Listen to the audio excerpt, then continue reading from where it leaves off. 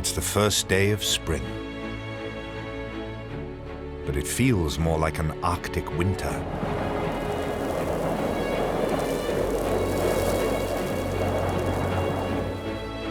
A storm blowing in from the east has blanketed Wales with snow.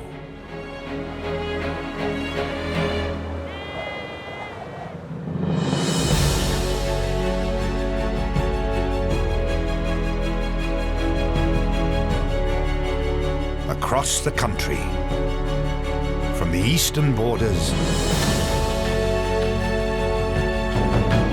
to the valleys of the south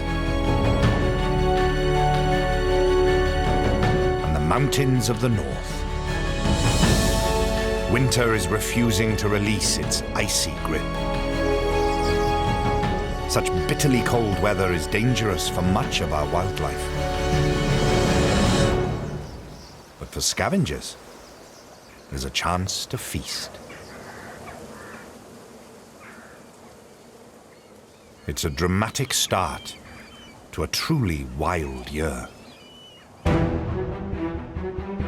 Wales, a land of mountains and rugged shoreline, where lush meadows border ancient forests, where you're never too far from wildlife, home to 50,000 species. The spectacular and the surprising.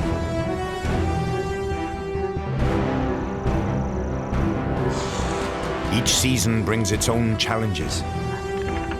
Finding a mate, raising a family, or simply surviving.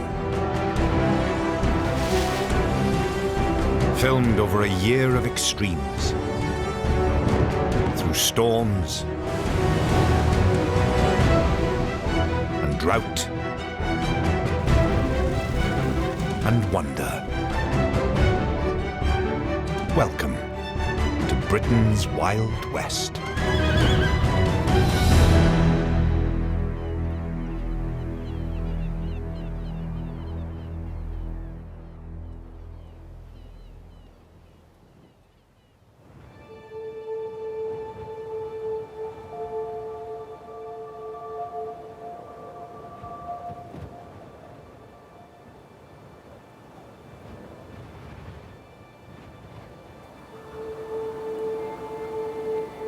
Spring is on hold as bitter winds blow in from the east.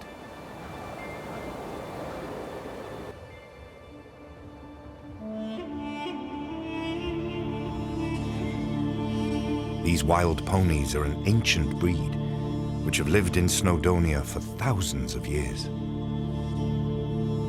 Though temperatures here in early March can fall below freezing, the ponies are perfectly adapted for the harsh conditions.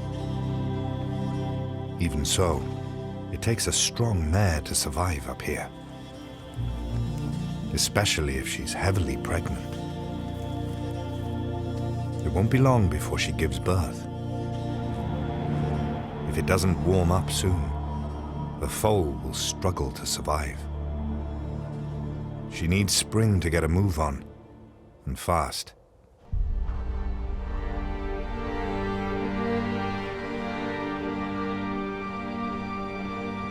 Cold weather brings clear night skies in the Brecon Beacons. The national park was recently designated an International Dark Sky Reserve, one of only 13 in the world. During cold snaps like these, it's so clear that just now and again, the mountains are lit up by one of nature's most magical displays. The Northern Lights.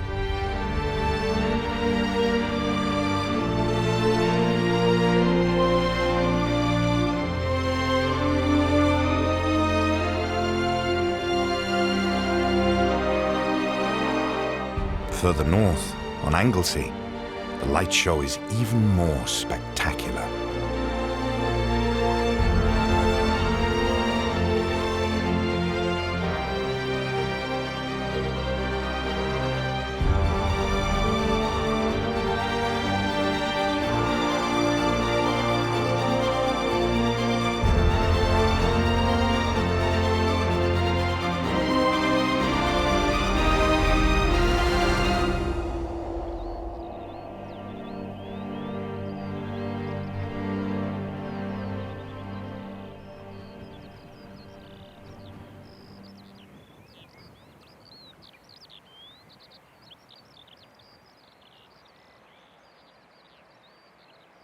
It's mid-March on Llandegla Moor, just a few kilometers west of Wrexham.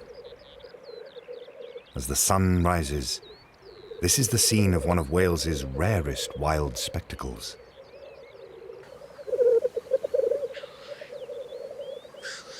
The black grouse lek.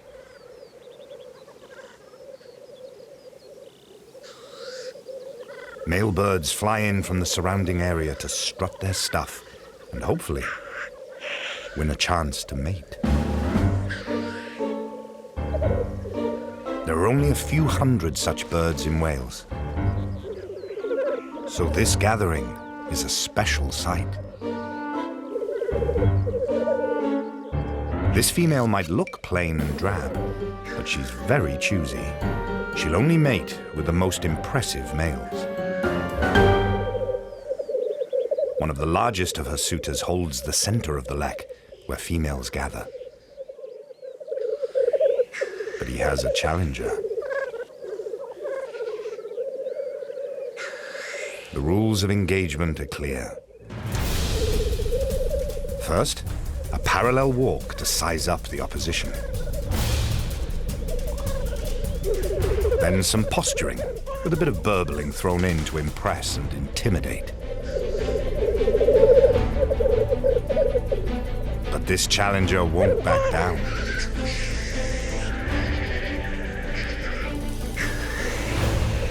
They're too evenly matched. The fight is on.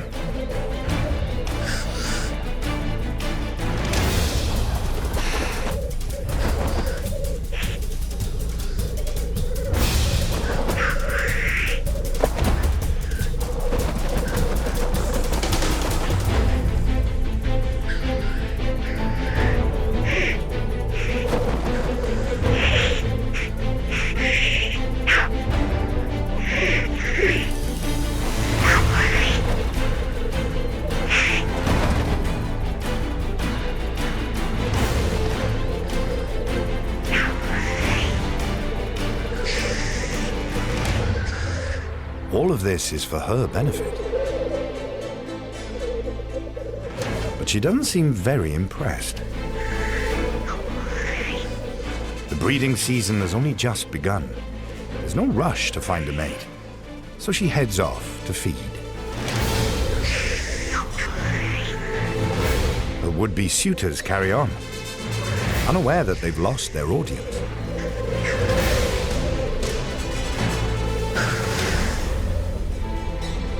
Then, suddenly, it's all over. The warming air has sent up a cloud of insects.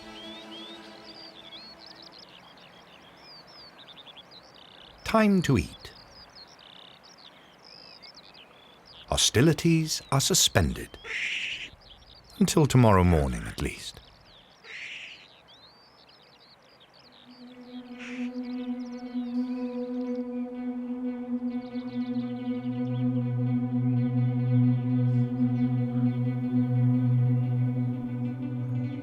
As the sun returns and strengthens, all kinds of animals begin to stir.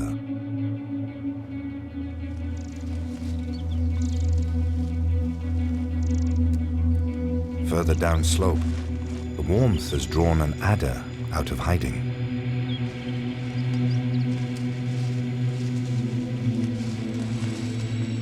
After 6 months of hibernation, he's weak and needs to recharge.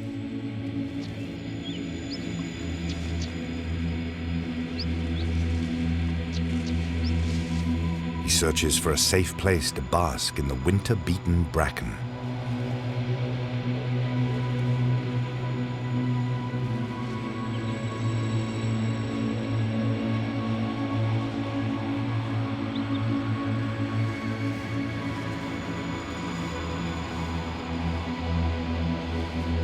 He flattens his body and spreads his scales, exposing his black, heat-absorbing skin to the sun.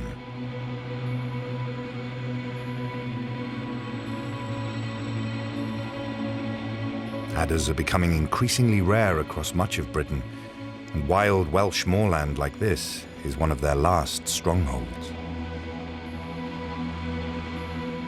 Warmed and re-energized, he speeds off. Mice beware.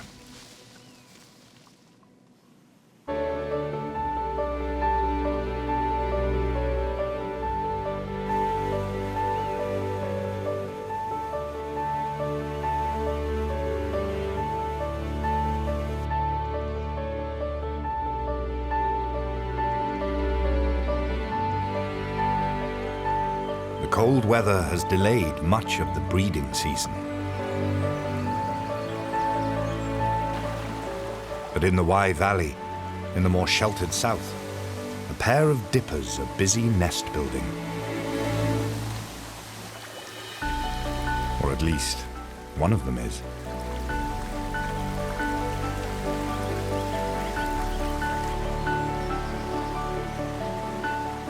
While the male gathers suitable material, the female is more interested in preening.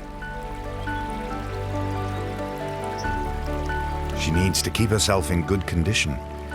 She's about to spend more than 2 weeks sat on the nest. She's also spreading a waterproofing oil through her feathers, which is going to come in handy, because they've chosen to nest behind a waterfall.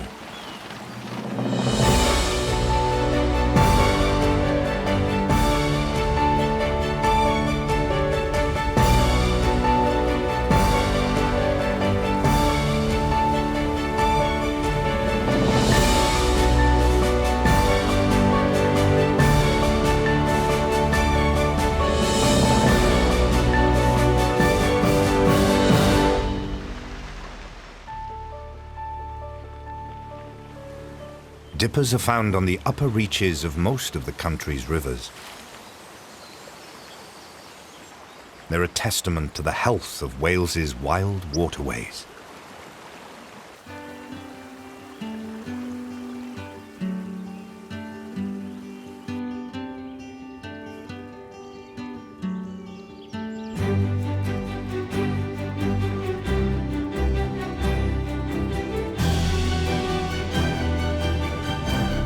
In Snowdonia, the spring sunshine is finally warming Wales's highest mountains.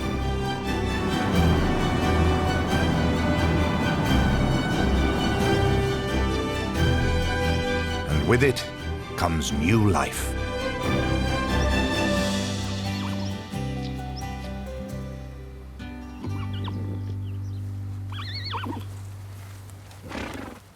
Only a few days old, this foal relies on Mum,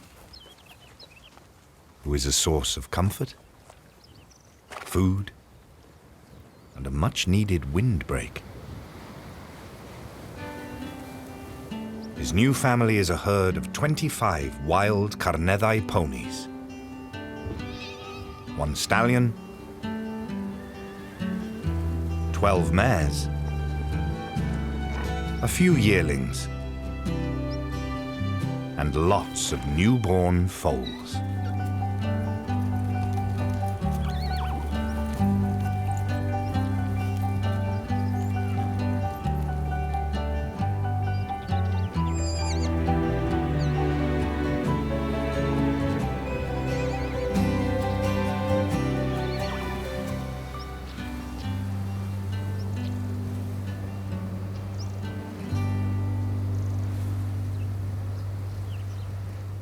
This youngster has competition for his mother's affections. The herd's stallion. It won't be long before she's ready to mate again.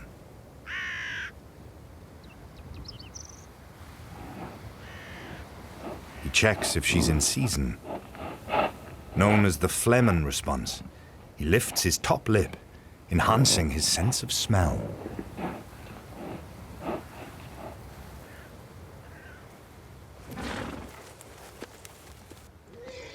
He's got his work cut out.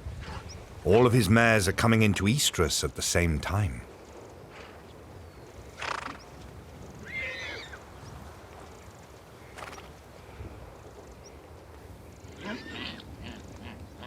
If one is not quite ready, she'll let him know.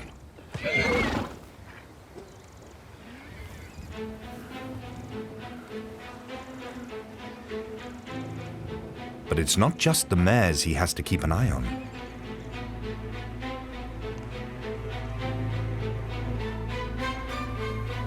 He's surrounded by rivals who will sneak a chance to mate with his females.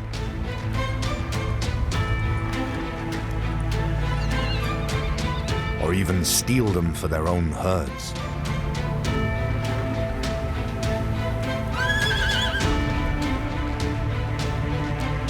Another stallion has entered his territory. He's younger and much smaller, but still a threat.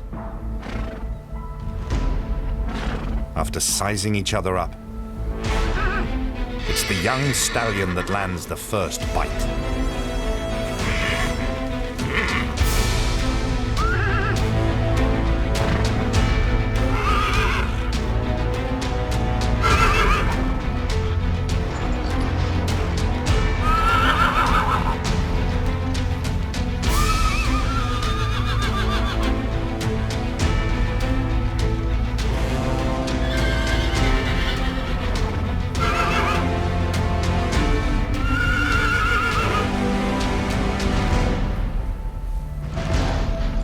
Big Stallion has had enough. Time to see this upstart off.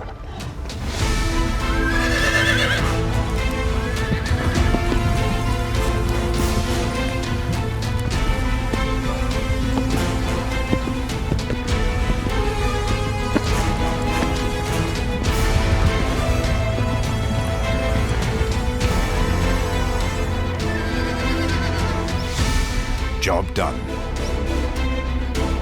Heads back to his mares.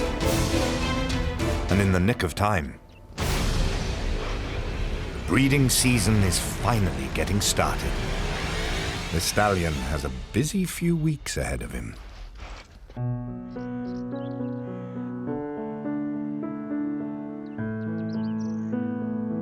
It's April. Wales is bathed in sunshine.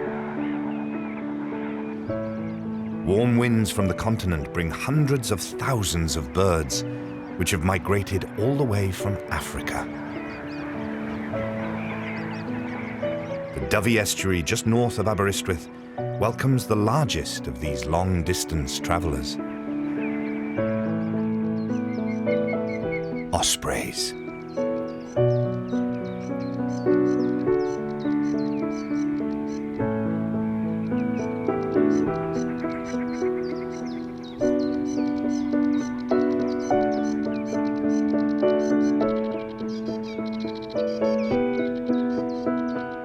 Every day brings more arrivals from the south. Disused ironworks in Merthyr Tydfil provide the perfect nesting sites for hundreds of sand martins.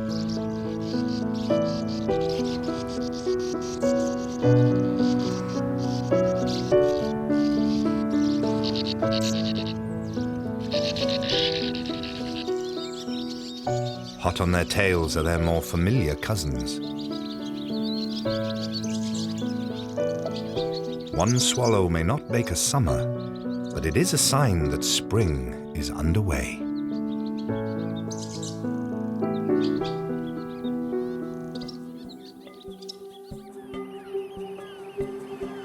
On the north coast, not far from the Dee estuary, is a very special habitat.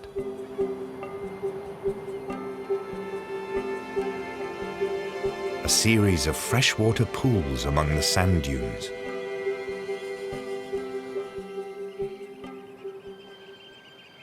It's the end of the first properly warm day of spring. And the water in this pool has reached a critical temperature. It's about to host an extraordinary gathering. And like all the best parties, it'll start when the sun goes down.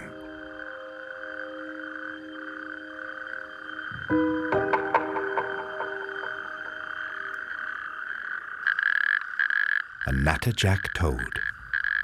there are less than 300 in Wales, making it one of the country's rarest animals. The males are singing to attract a mate.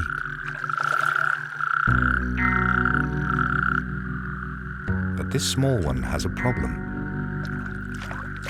He's surrounded by bigger rivals that can sing louder and longer and draw in more partners.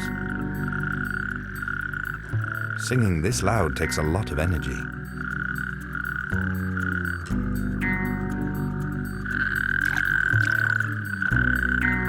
And our little Casanova just hasn't got what it takes. But he does have a plan. First, he needs to locate a particularly loud male.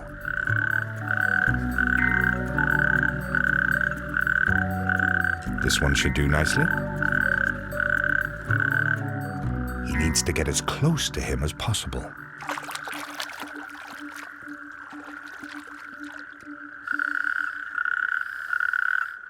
The pond is full of males in mating mode, but as yet, no females. On a night like tonight, it's easy to get things wrong.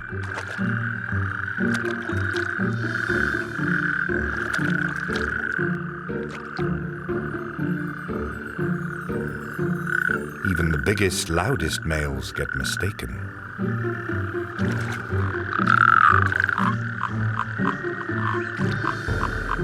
Awkward.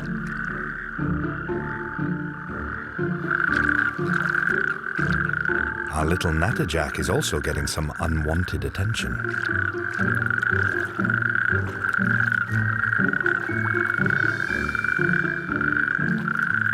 Free at last. He's nearly reached his goal.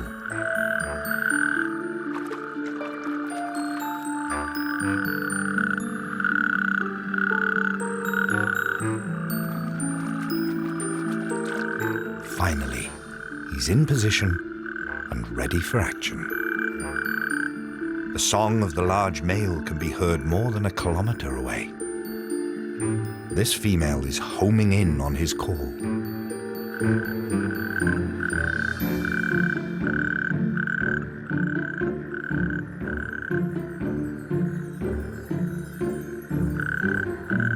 Quietly, patiently, the little male waits. He spotted her. The big toad seems oblivious to her approach. Our little hero wastes no time.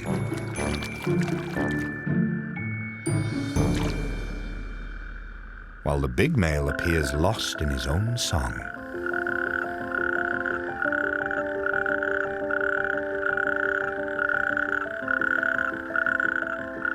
Sometimes size really doesn't matter.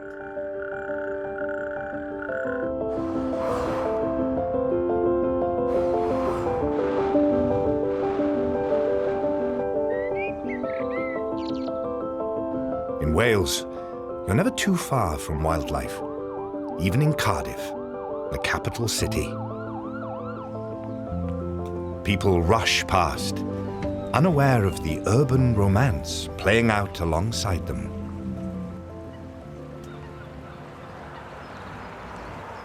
Great-crested grebes, arguably one of Britain's most flamboyant and beautiful waterbirds, are a regular sight on Beauty's Dock.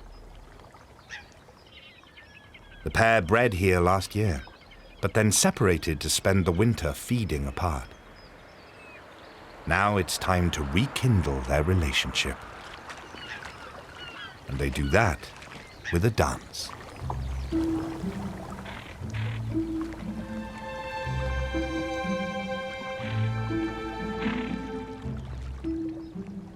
First, they mirror each other's movements.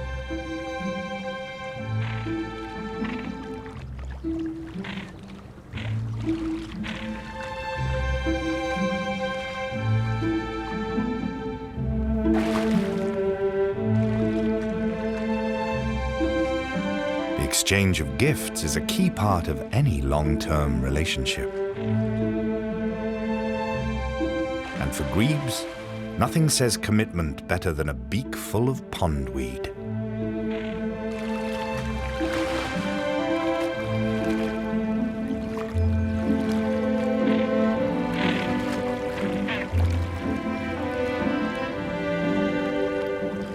With their bonds renewed, the pair are ready to begin nest building.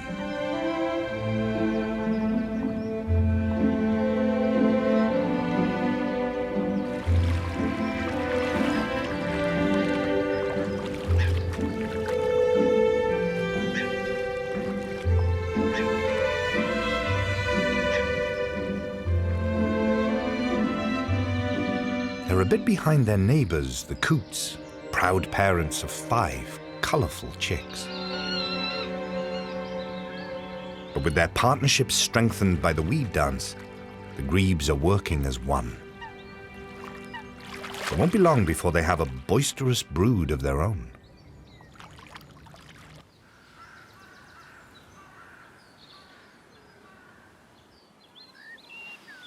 For many, a favorite sign of this season is the ever-vibrant daffodil.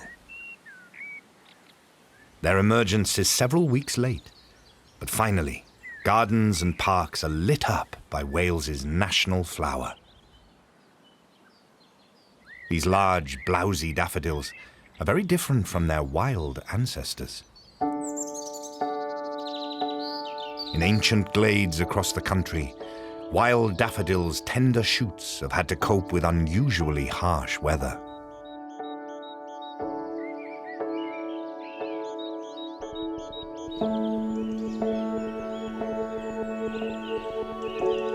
Small and delicate, they're less than half the size of their domesticated descendants.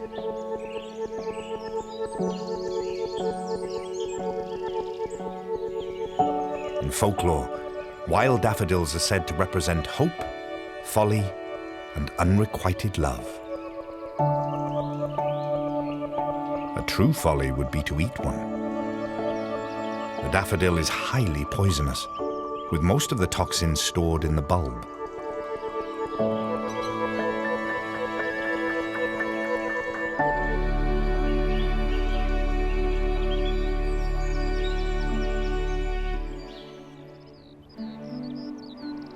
It's early May. The daffodils may have been late, but spring is back on track.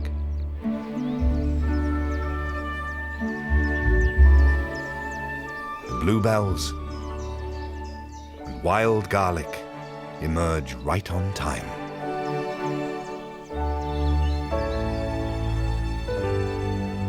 An ancient deer park in West Wales.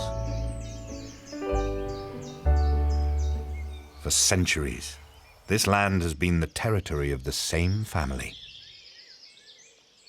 And here, in this glade of venerable oaks, is their ancestral home.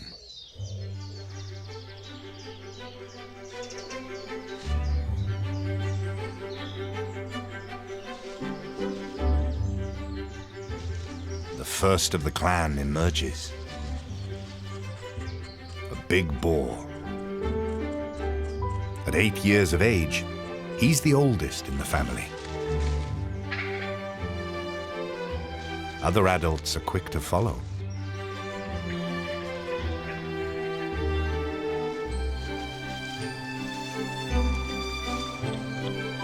They're making the most of what spring has to offer.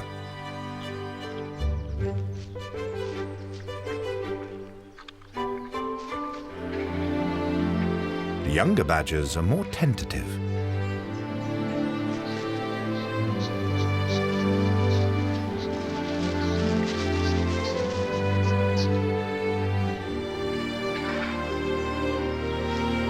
Several generations of badgers are living here.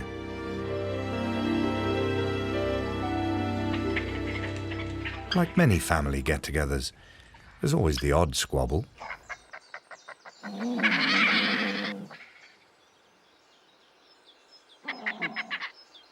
For such social animals, badgers can be surprisingly bad-tempered.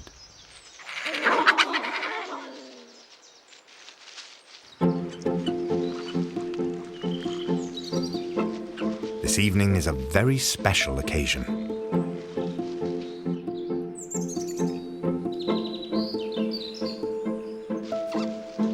For more than 2 months, the clan's youngest members have remained hidden.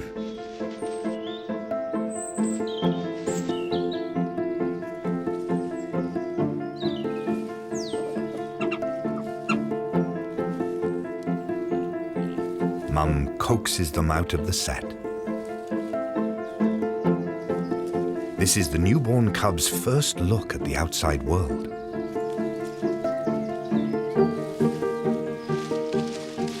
There's lots of new sights to take in, and smells.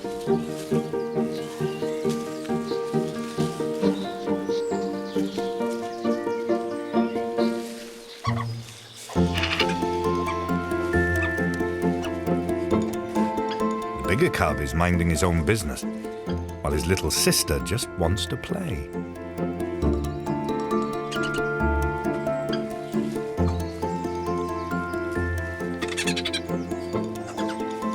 The cub's antics might look light-hearted, but jostling for position in the family's pecking order starts here. But they need to be careful. Older badgers have been known to kill young cubs which step out of line.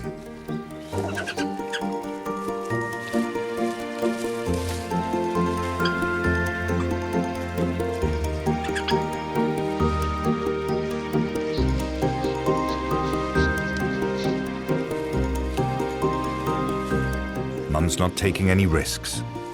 Time to put the youngsters back to bed.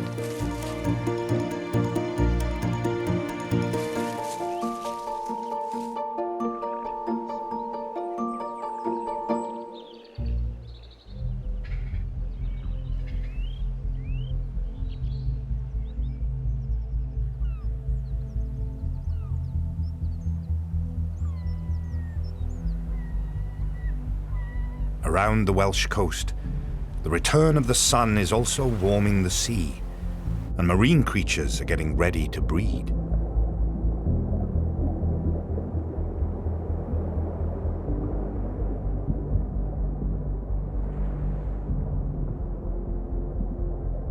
A lesser-spotted cat shark, a nudibranch, and an octopus.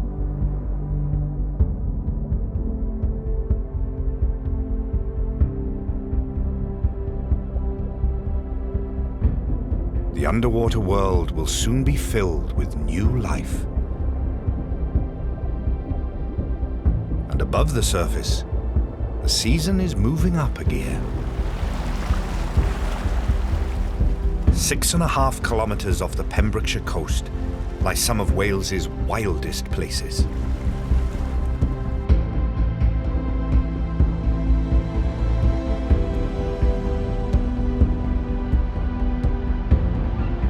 Isolated and barren, for most of the year these islands are quiet. On Stockholm, herring gulls patrol empty cliff tops. But in spring, the island becomes one of the world's most important seabird breeding sites and home to some iconic visitors.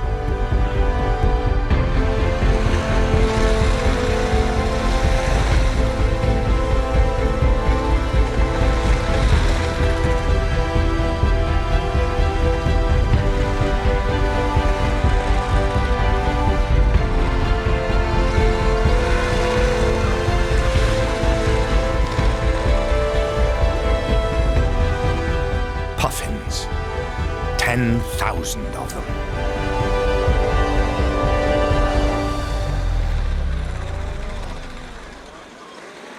For the last 8 months, they've been far out at sea, but now they've returned to the island to breed. They head to the exact same burrow they used last year. But not everyone has made it back. Puffins pair for life, but at the end of last summer, they separated and spent the winter apart, foraging alone in the open ocean.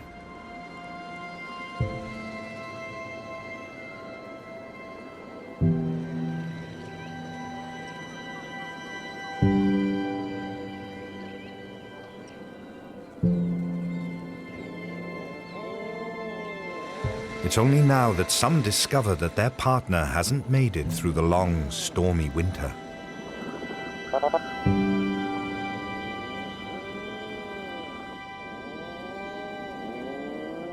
The cliff tops are full of lonely puffins.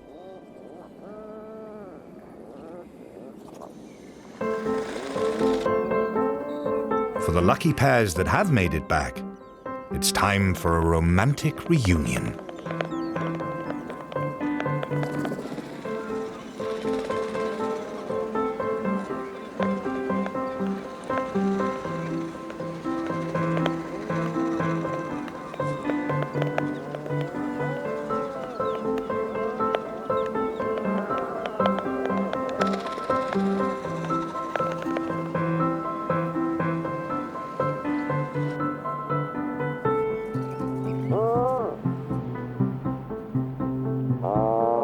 Burrows closest to the sea, with easy access to the rich waters, are prime real estate.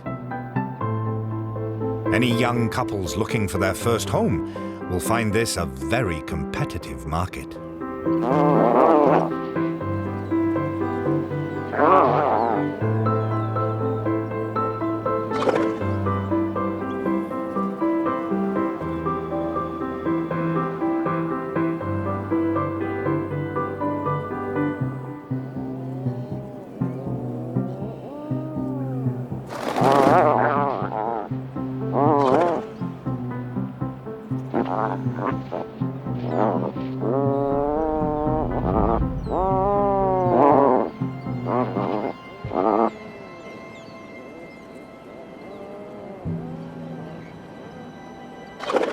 Disputes over, the puffin pairs settle back into their underground nests.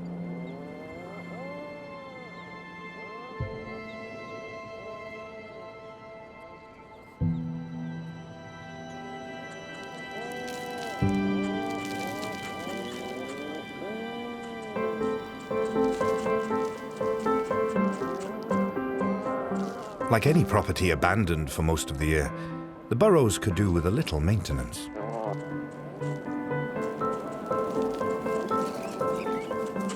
Cleaning out a collapsed chamber is a necessary but messy business.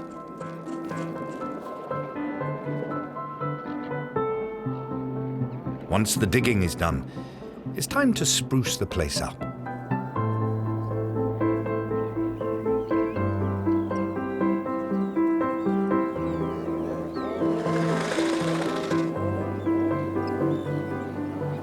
Although some parents may be a little ambitious with their interior design.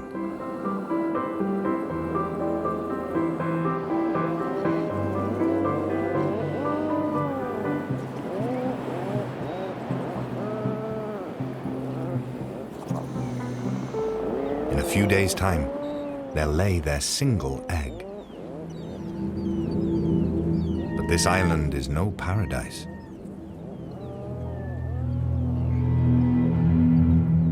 Puffins have one big problem.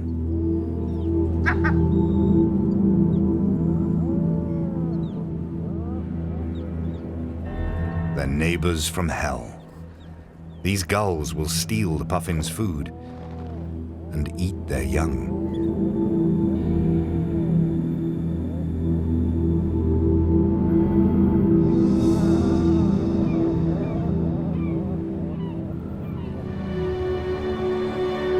Stockholm, Skoma, and the other wild Welsh islands are internationally important breeding sites for seabirds.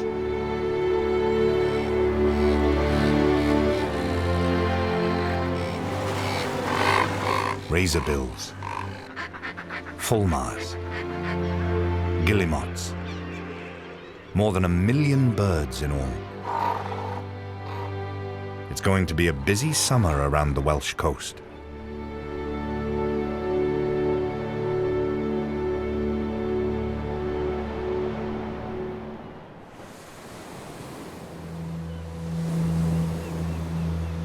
This has been a season of extremes. After a freezing start, spring has warmed rapidly. It's now the 2nd week of May, and temperatures are soaring. The dunes of Anislas, just north of Aberystwyth, on the west coast. One of Wales's most extreme environments.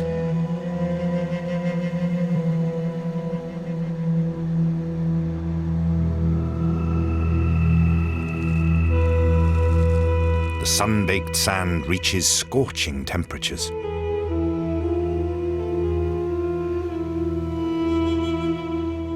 And it's so dry that only a few specialized plants grow here. It is, in effect, a desert.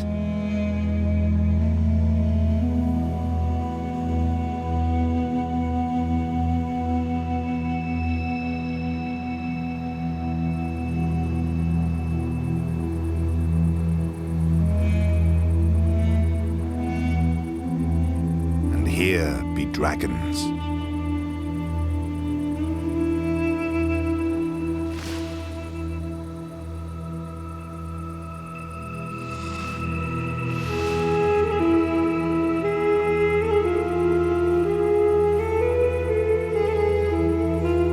Or rather, a sand lizard. One of Wales's rarest reptiles, found in only a handful of places along the coast. This one's a male, and he's a bit of a player. His testosterone levels are peaking. Now he wants to mate with as many partners as possible. He's in luck. The dunes are full of females. They're much less showy and remain hidden. With good reason.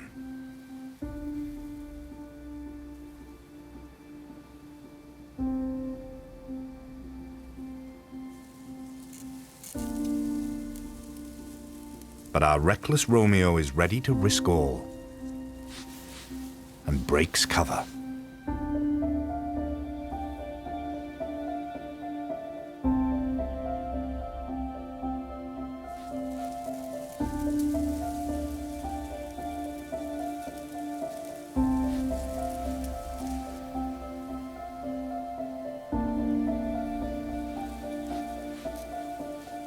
He has little chance of spotting a female, but he's not giving up. He tastes the air and picks up her scent.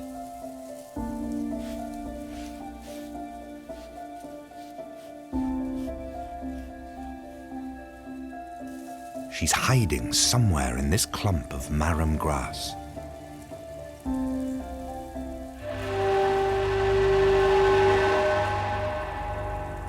But there's another reptile in the dunes. A grass snake.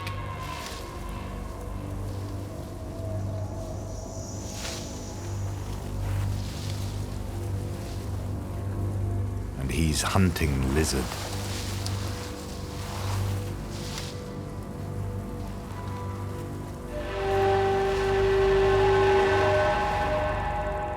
A deadly game of hide and seek begins.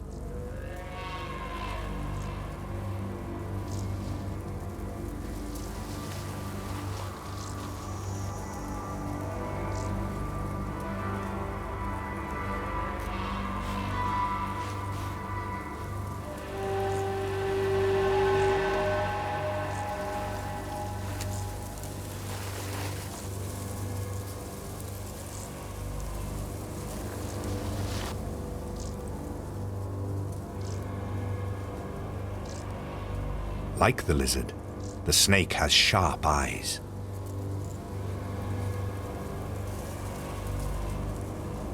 And an amazing sense of smell. But our lizard has something the snake does not.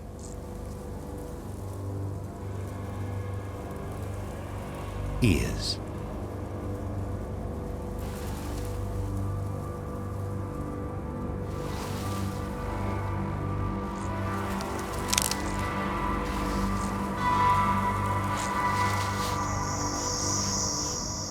A lucky escape.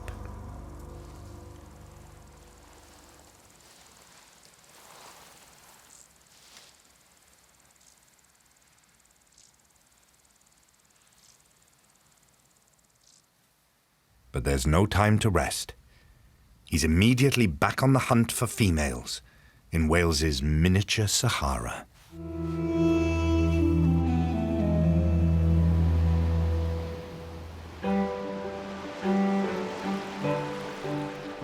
With every passing day, the sun grows in strength, warming land and sea. Migrants have returned. Bonds have been renewed. Food is abundant. The stormy start to spring is long forgotten. Now it's time for the breeding season to get properly underway.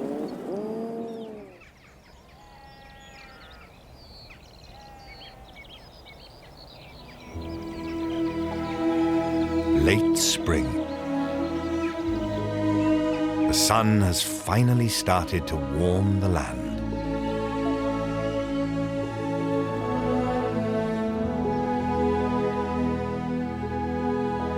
This is the loveliest time of year in Wales. The whole country bursts with new growth and new life.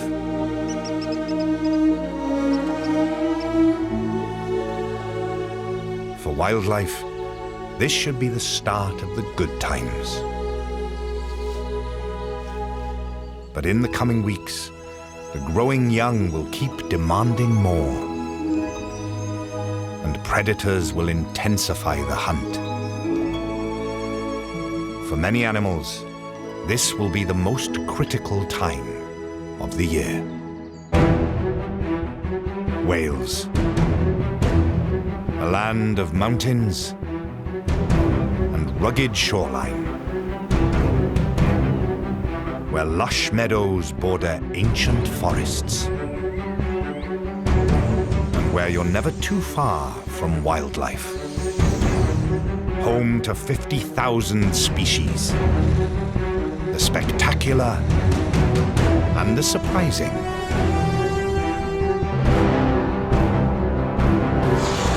Each season brings its own challenges. Finding a mate, raising a family, or simply surviving. Filmed over a year of extremes, through storms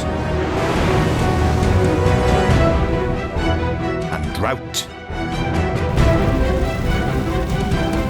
and wonder. Welcome to Britain's Wild West.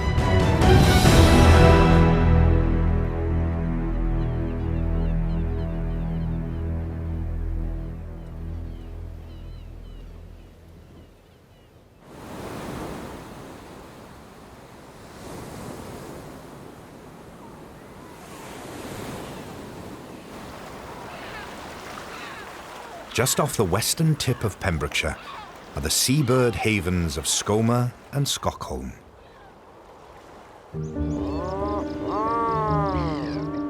Here on Stockholm, spring has transformed the land into a blaze of pink thrift and white sea campion.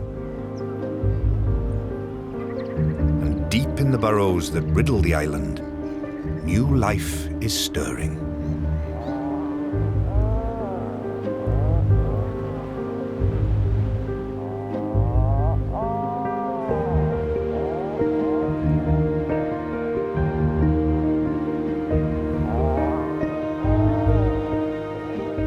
proud puffins have just become parents. Sheltered underground, their single precious egg has finally hatched. Mum and Dad will need to work hard to bring enough food for their growing chick. Astonishingly, the chick needs to eat its own weight in fish every day.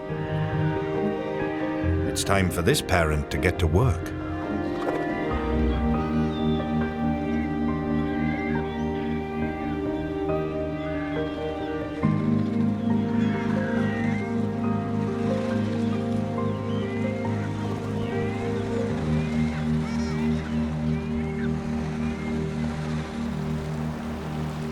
At this time of year, the waters around Stockholm are swarming with small fish.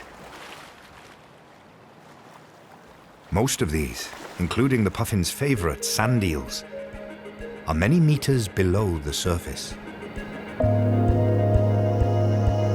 Puffins are good divers. They can hold their breath for nearly 2 minutes and reach depths of up to 50 meters. While foraging, they spend more than a third of their time underwater.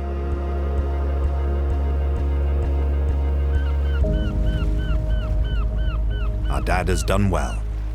With a bill full of sand eels, it's time to return to his hungry chick. High on the cliff, someone else is yearning for fish. A herring gull. Compared to a puffin, it's a poor fisherman, so this one has resorted to thievery. As puffins return to their nests, they must run a gauntlet.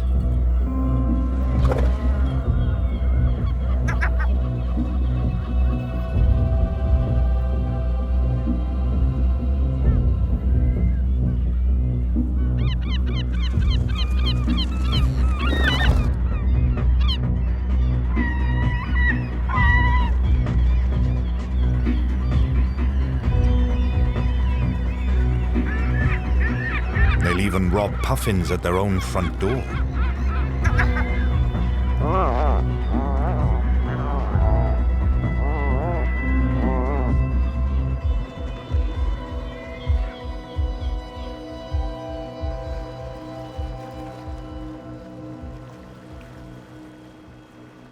Our parents' burrow is stalked by a mugger.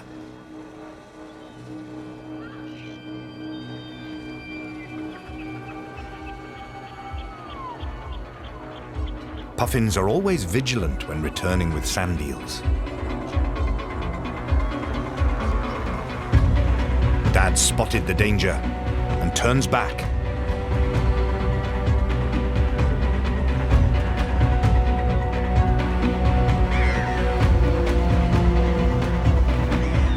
His neighbor is unaware of the threat. He's about to get into big trouble. A herring gull is more than twice the size of a puffin. And any puffin that tries to hang on to its fish is given a brutal lesson.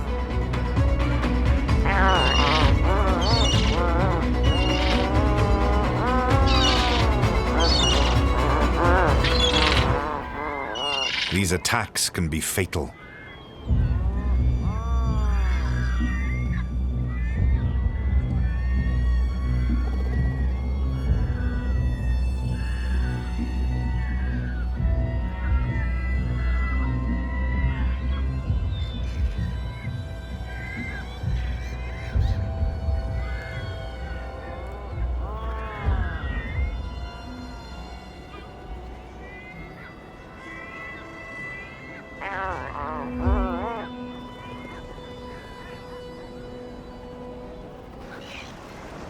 Our dad has been waiting for his chance.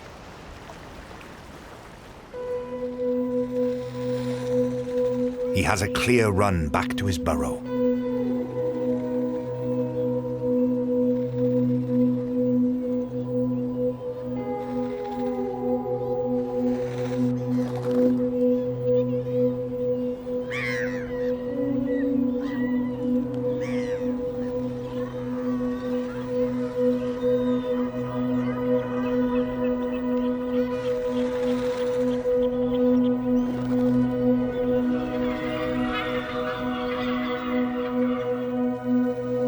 These puffins will have to run this gauntlet at least 6 times every day for the next 7 weeks, until their chick fledges.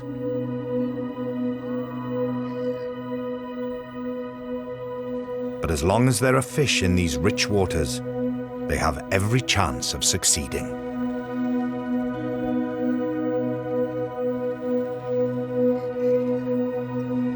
On land, the pace of life is frenetic. Underwater, things are much more sedate.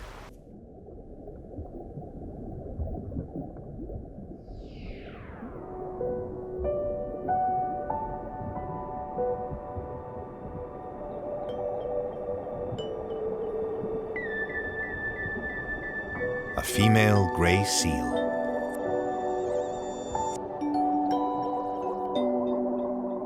She's pregnant, but not due until the autumn. Right now, her developing baby is around 3 months old. It's about 30 centimeters long and weighs less than a bag of sugar.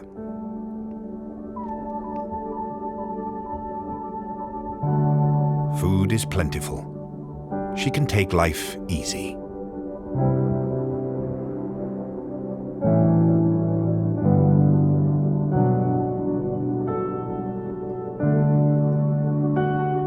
Grey seals will even take naps underwater, staying down for up to 13 minutes.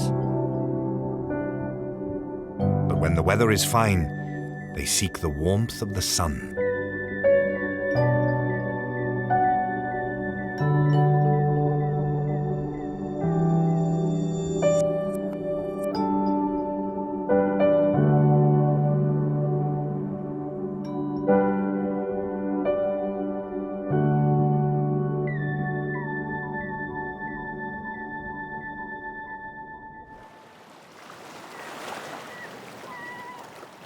And where better to sunbathe than here, on the coast of Pembrokeshire?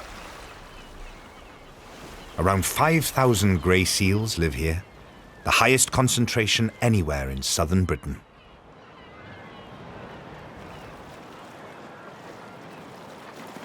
In mid-May, as the waters around Wales start to warm up, swarms of jellyfish appear.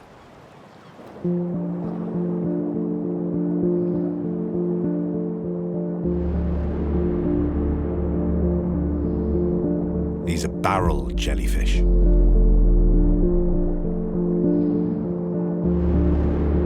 They can grow as wide as a dustbin lid and weigh more than 35 kilos. They come in from the open sea to feast on the great flush of plankton now appearing all around the Welsh coast. They catch their tiny prey with thousands of stinging cells that line their tentacles. They are, fortunately, harmless to humans. The same plankton blooms also benefit fish. And these in turn draw in bigger predators. Common dolphins. They live in the rich waters of the Celtic Sea, which lies between the Irish Sea to the north and the Bay of Biscay to the south. But in spring, they come close to shore to hunt.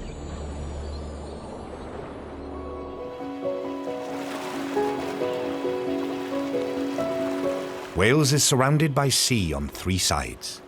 So all life here is affected by the ocean.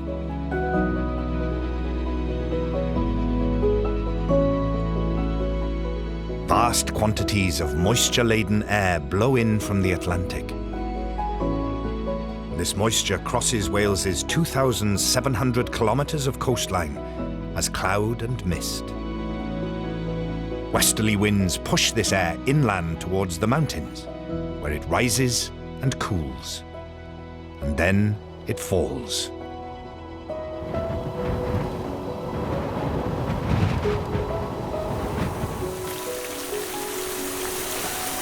Downpours can be intense.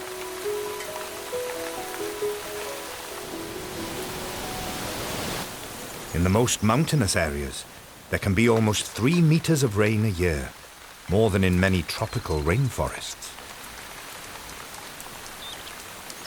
Only the hardiest animals, like these Welsh mountain goats, can survive here.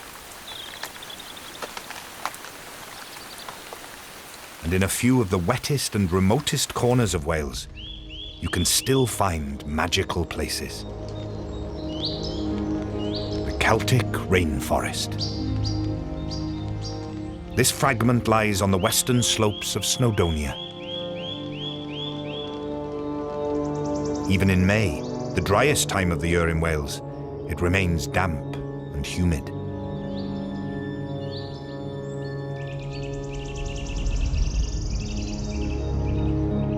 Parts of this wood have remained untouched for 10,000 years. This extraordinary time capsule shelters an incredible variety of outlandish plants. 67 species of rare mosses and lichens live here. Some are relics of the last ice age and are found nowhere else. All the rain falling in the mountains eventually makes its way downhill. On its journey, it carves out some of the most beautiful scenery in Britain.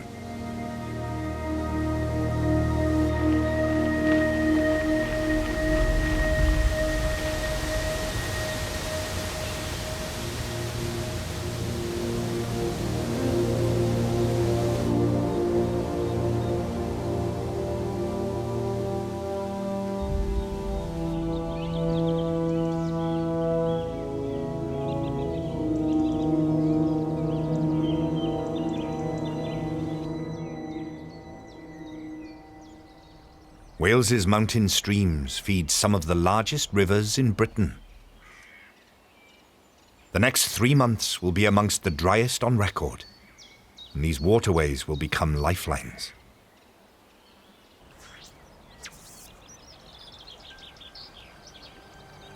Of the 48 major rivers born in Wales, the Wye is arguably one of the most beautiful.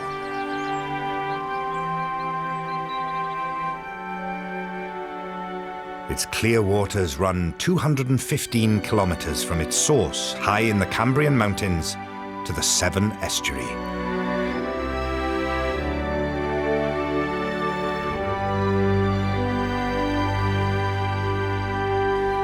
Many small tributaries run down the Wye's steep banks.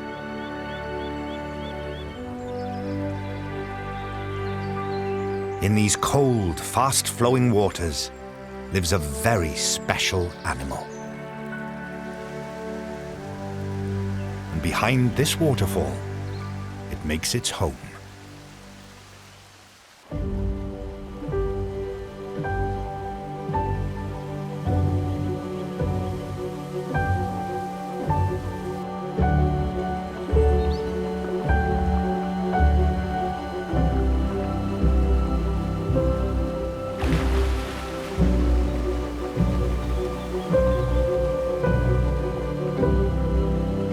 Dipper.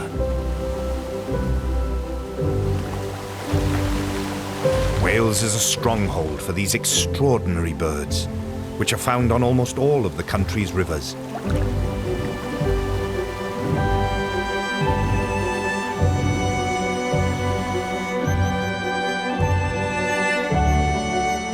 These dippers are parents. Their chicks hatched 3 weeks ago. They've been working hard to feed their hungry brood. And they do this by diving.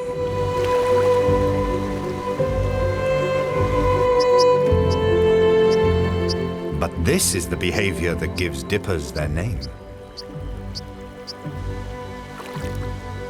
They're the only songbirds that can dive and swim underwater. They have excellent underwater vision and easily locate insect larvae and small fish. At peak demand, these parents make 10 or more deliveries to their brood every hour.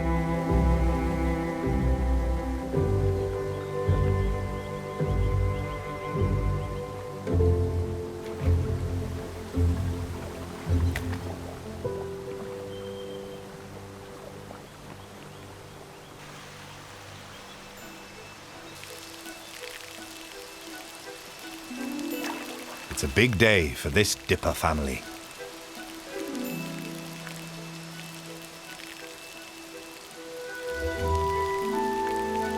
A chick inspects the dangerous outside world for the first time.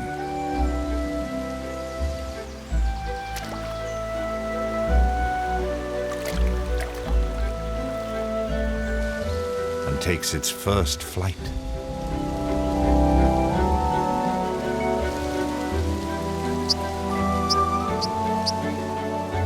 Its sibling is a little more cautious.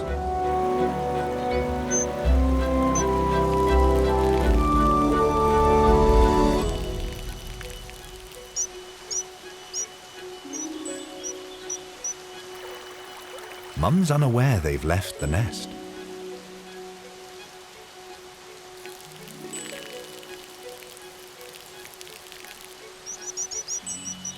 Newly fledged chicks don't know how to catch their own food and still rely on their parents.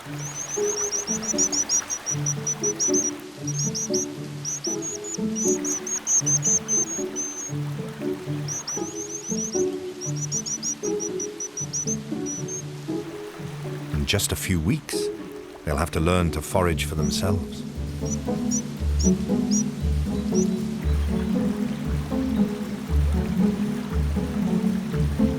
So they'll have to get used to cold water.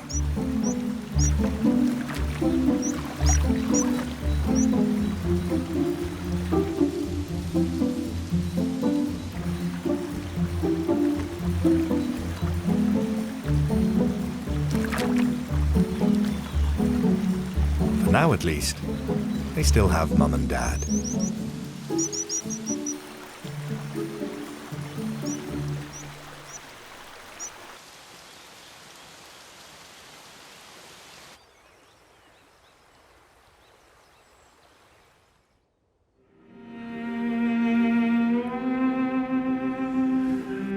Outside Llanelli lies a landscape of watery pools, site of a former quarry. Once a place of commotion and heavy industry, it's now a haven for wildlife. Especially for dragonflies.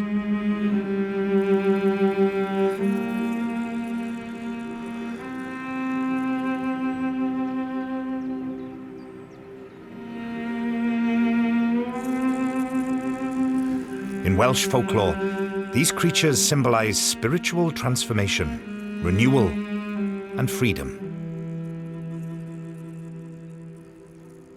Thanks, perhaps, to their extraordinary life cycle.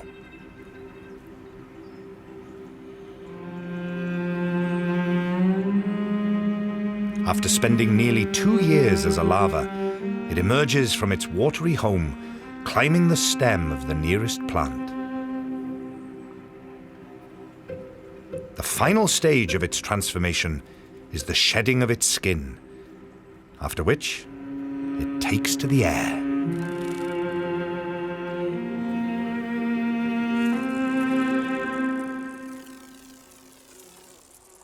It will now survive for just 2 brief months of summer. And in this all too short window, it must reproduce. But first, it needs to gain strength, catching up to 200 insects per day.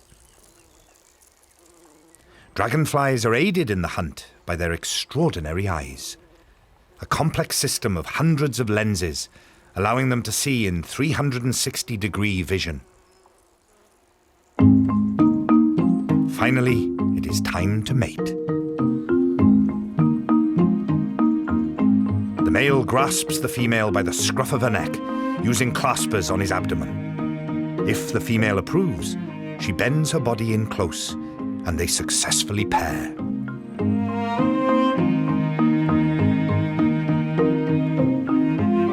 Some species mate for just a few moments, while others remain locked together for up to 6 hours.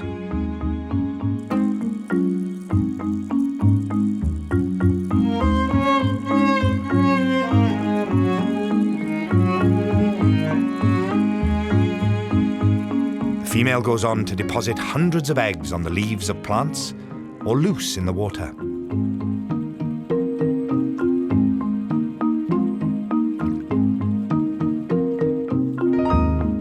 The same life cycle has been repeated for hundreds of millions of years.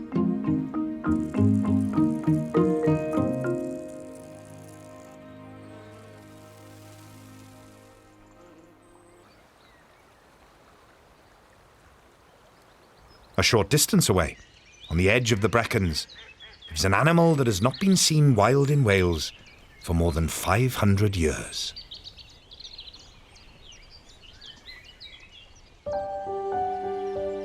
It has been busy felling trees,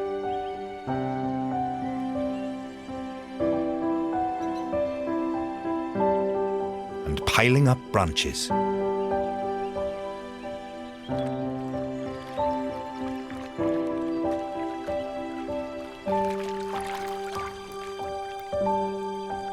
A European beaver.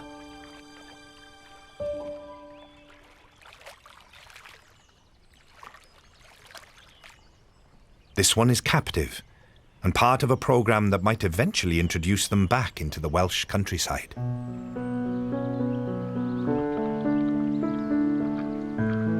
For thousands of years, these huge rodents were Wales's natural engineers.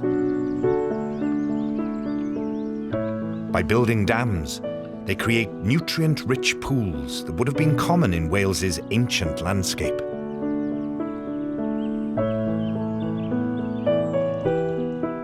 Neither this beaver nor its mate will ever be released from this enclosure. But their young might. And thanks to them, Wales may become a little wilder yet.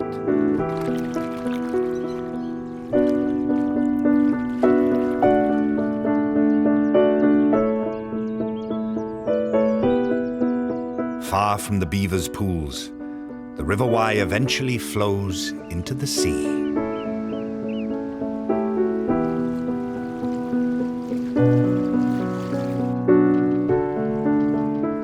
Here on the coast, life is governed by the cycle of the sun and moon.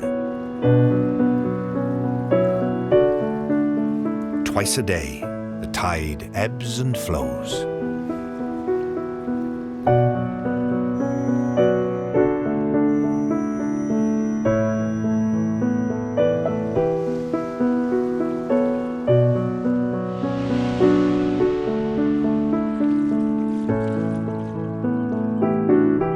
South Wales has one of the highest tidal ranges in the world, nearly 15 metres at its peak.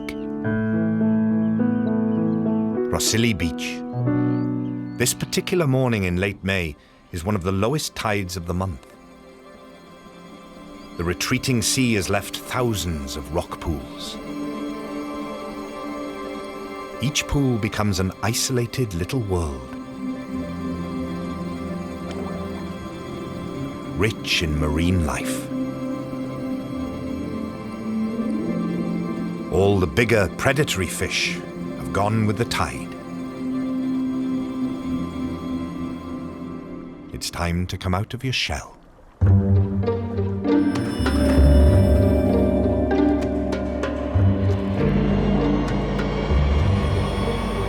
A common hermit crab.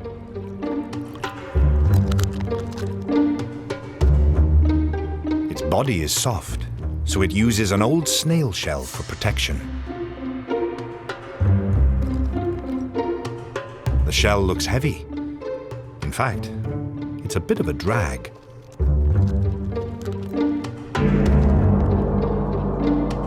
This crab, on the other hand, has the latest lightweight model. Shells are essential for a crab's survival and worth fighting for.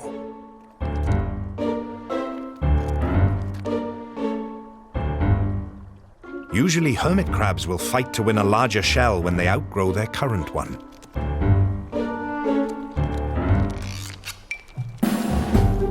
They size each other up.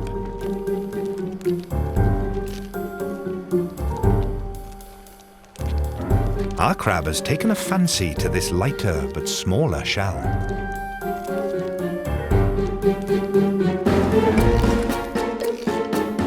Its owner doesn't want to give it up.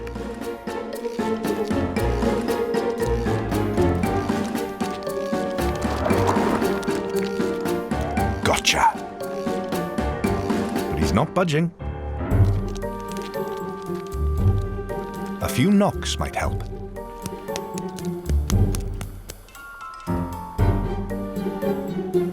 If all else fails, there's always the old pincer move.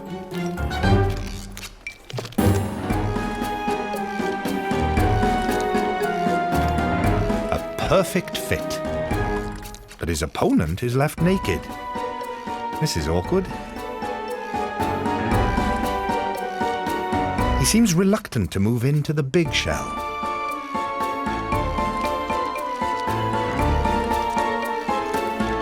But he's vulnerable and has little choice.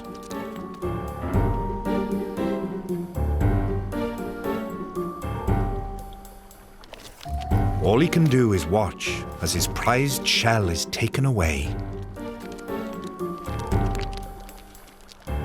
For this hermit crab, defeat really is a heavy burden.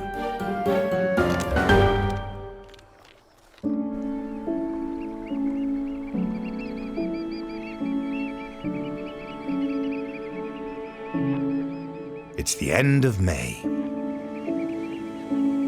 Far to the north of Welsterly, along the coast of Cardigan Bay, is a very special place.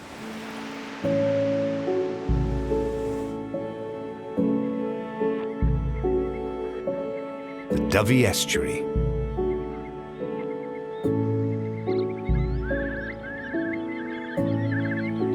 This mosaic of salt marshes, mud flats, and water meadows is one of the most productive habitats in Wales, and a great place to raise a family. A lapwing. This couple's chicks hatched a few days ago.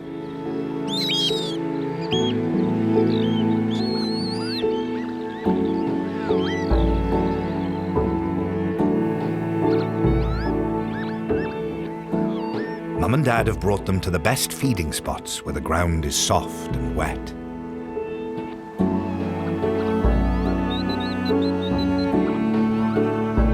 And there is an abundance of insects and other invertebrates.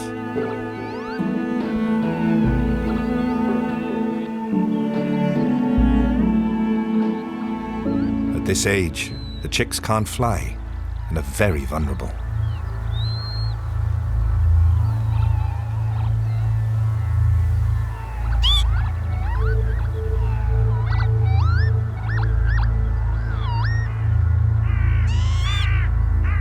Carrion crow.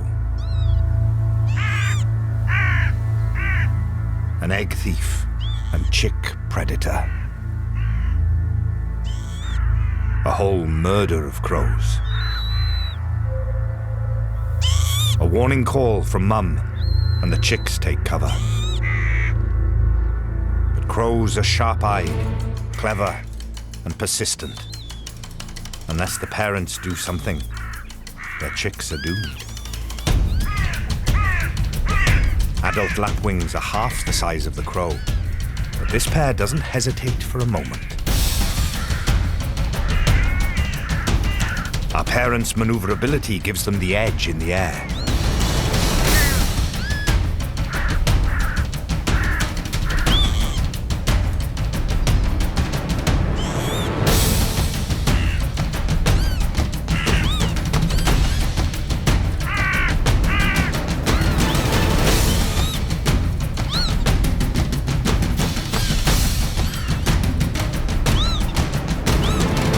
They are relentless.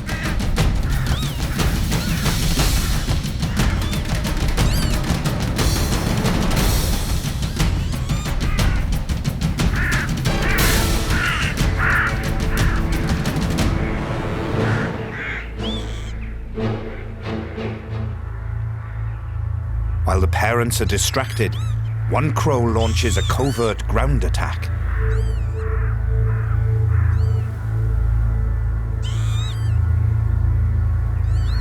moves into the chicks' feeding ground.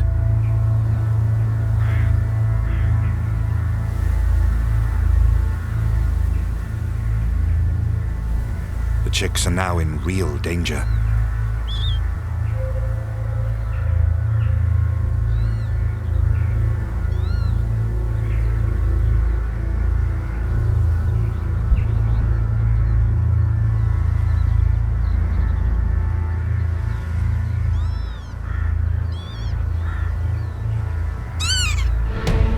Parents have spotted the threat.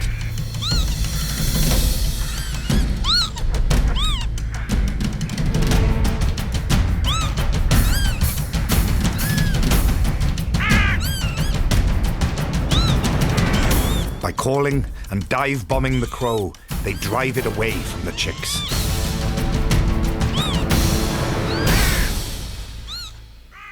It's had enough.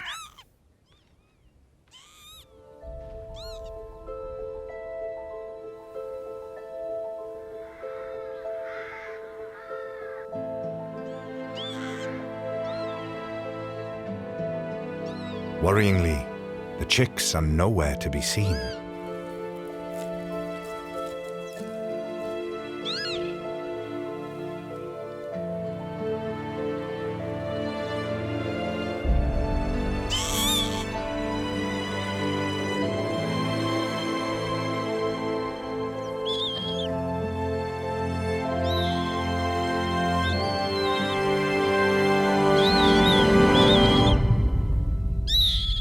This little family is safe for another day.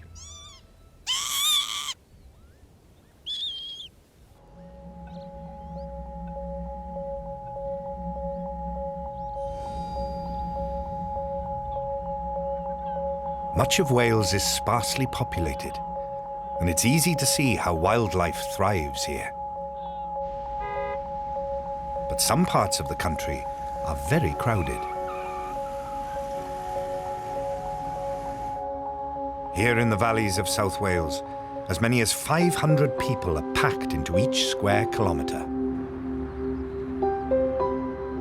But among the towns and industrial estates, there are surprising oases of wildlife. A wildflower meadow, less than a kilometre away from the old mining town of Aberbargoed.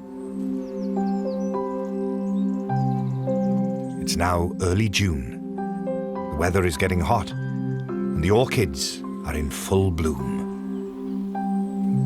They are rich in nectar and attract a distinctive visitor. A marsh fritillary, one of Wales's rarest butterflies.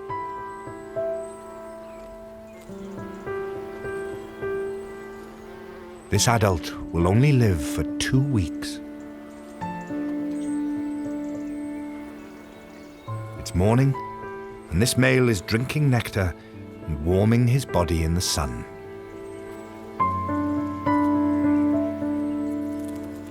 He's preparing for the most important task of his short life, finding a mate.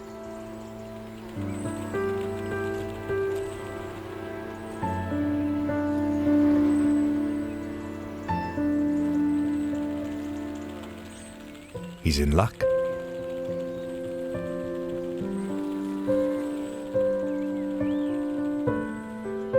The female will only mate once in her life.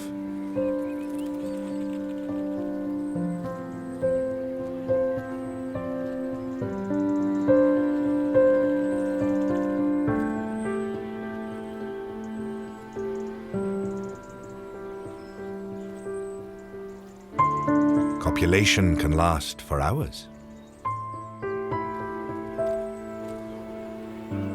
When they finally finish, the male seals her up with a special secretion, making it impossible for her to mate again.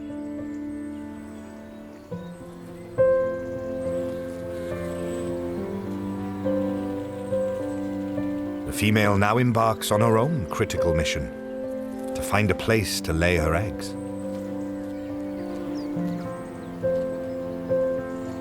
Finding the right location is key for her offspring's survival. Many plants will be poisonous for her caterpillars. Here, under a leaf of the strangely named devil's bit scabious, she has found the perfect spot.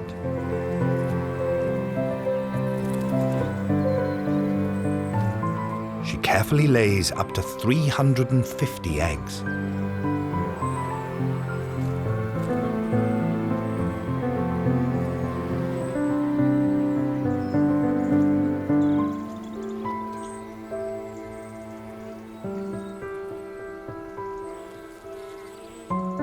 Though she will not live to see these eggs hatch, she has done her best to ensure their survival. Her mission is complete.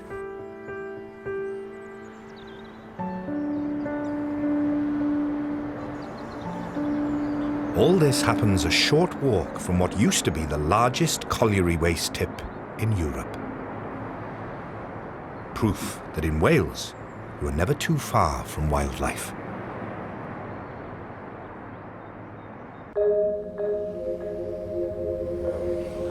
This June is so dry it's turning into a drought.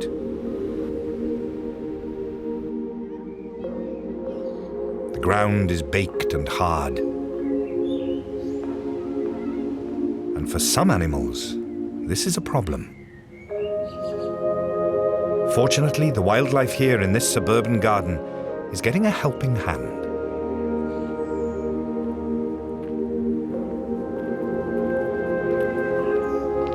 A banquet of dog treats with a side order of bread. But the guests for this dinner party won't turn up until nightfall.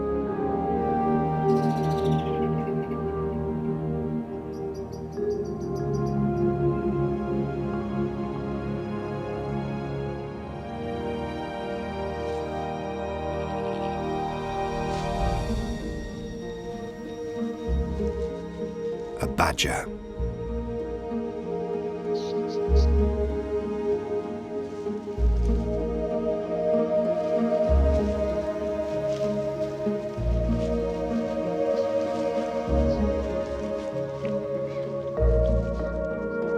Earthworms are the mainstay of a badger's diet, but the ground is so dry, they are now much harder to dig up.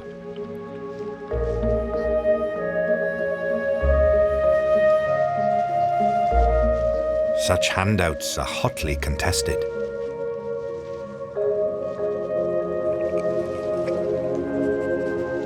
This fox would love to get a share, but he wouldn't dare challenge a badger. You would think that family would be welcome.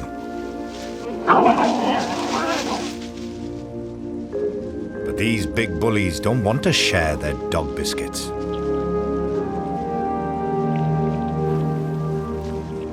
The little one gives it another go.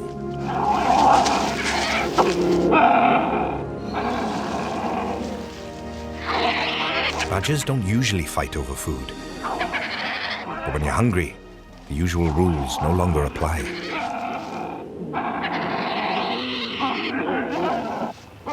The small one is muscled out. But all is not lost. He's found the side order of bread.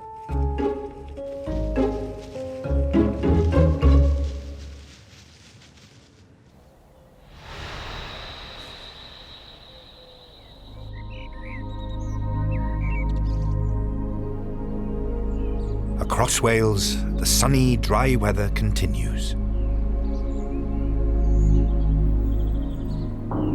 This June is turning into the hottest on record. The early heat wave drives people to the coast to cool off.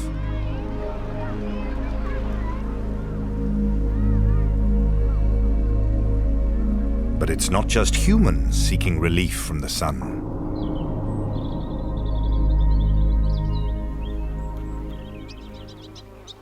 This pond in a wild suburban garden on the south coast has become a refuge for frogs. With the surrounding land so dry, ponds like this are a sanctuary.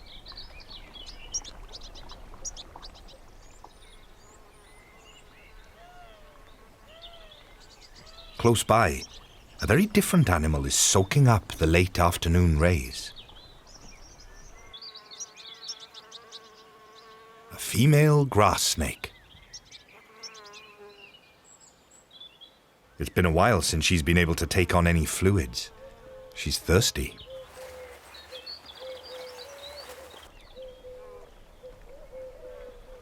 She heads for water.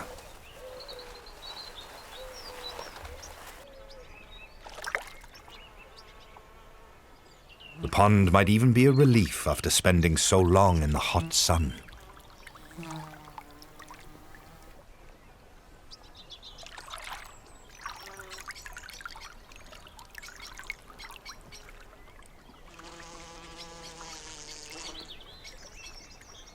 She drinks, pumping in water using muscular contractions in her mouth and throat. But now she needs something more. Food.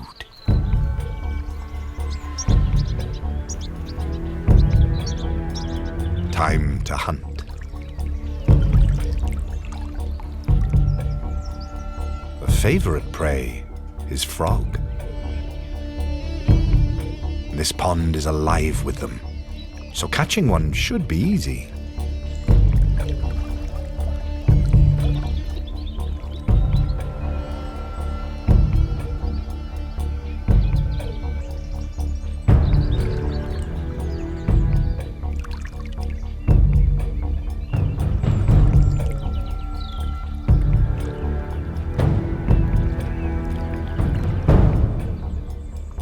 So many eyes watching, creeping up unnoticed is almost impossible.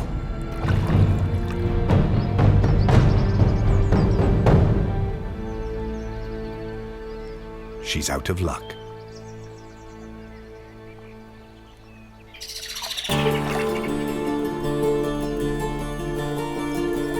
She's cold-blooded, and as she loses heat, she becomes less active. She's using up her store of energy, and with the sun getting low, she's running out of time.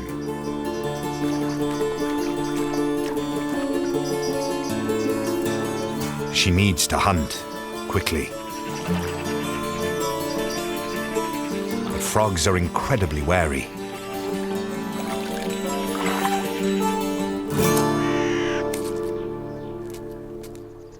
That was her last chance. But in the coming days, it'll get hotter and the pond will get smaller. The odds will soon be in her favor.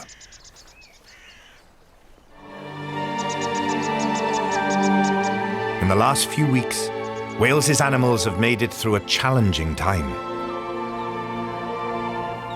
They've provided food for their young, defended their families, and given the next generation a fighting chance.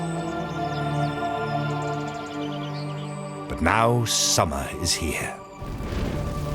And this is when things really start to heat up.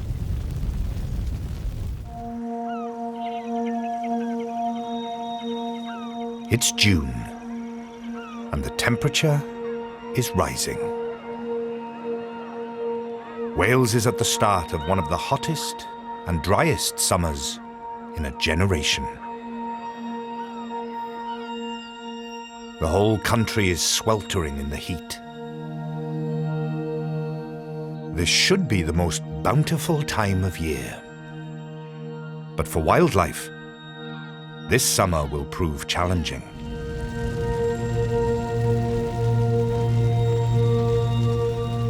In this season of extremes, it's time for some of the smaller and more unusual species to shine. Wales, a land of mountains and rugged shoreline, where lush meadows border ancient forests. and where you're never too far from wildlife. Home to 50,000 species. The spectacular and the surprising.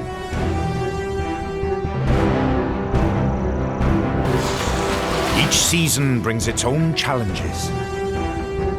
Finding a mate, raising a family, or simply surviving. Filmed over a year of extremes, through storms and drought and wonder. Welcome to Britain's Wild West.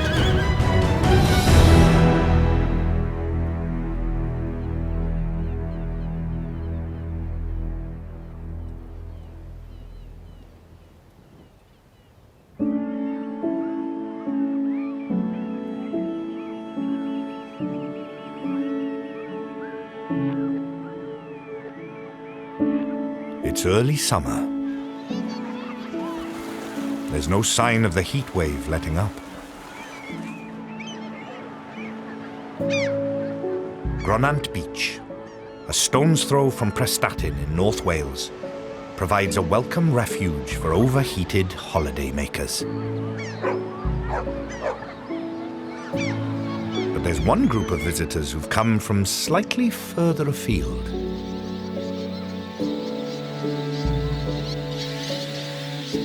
Little terns.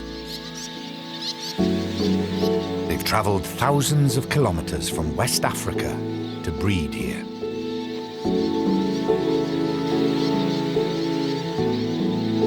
"350 birds make up Wales's last breeding colony of this rare species.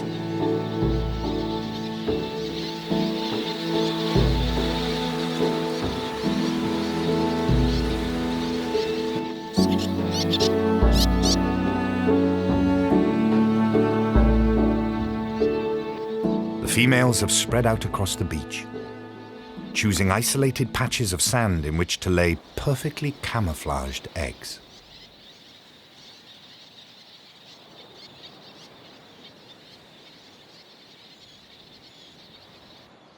In the last few days, some of the chicks have hatched.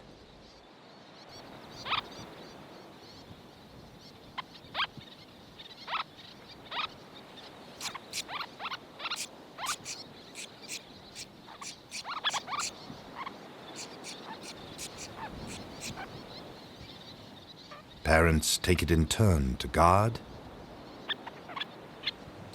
and feed their demanding chick. They're also protecting a second egg that has just begun to hatch.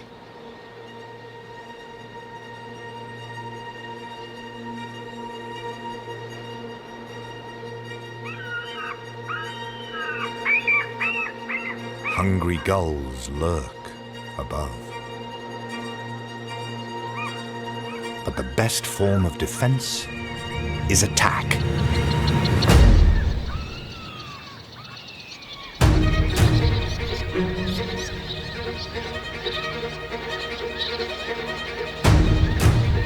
The smaller terns are much more maneuverable than the gulls.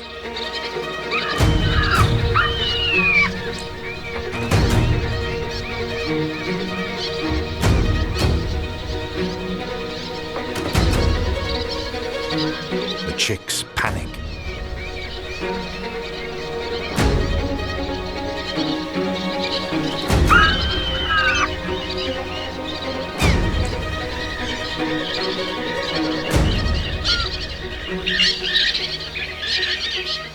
Terns from across the beach join forces and see off the danger.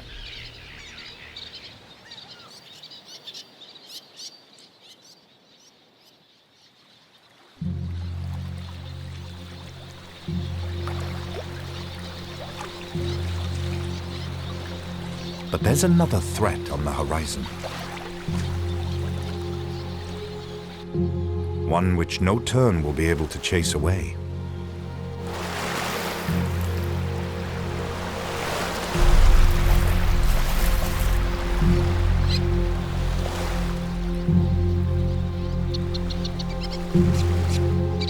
Today is June's biggest tide, and it's coming in fast.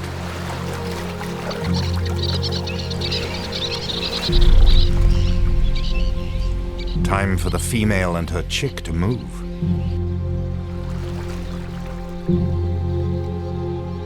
But the egg still hasn't hatched. And she stands her ground.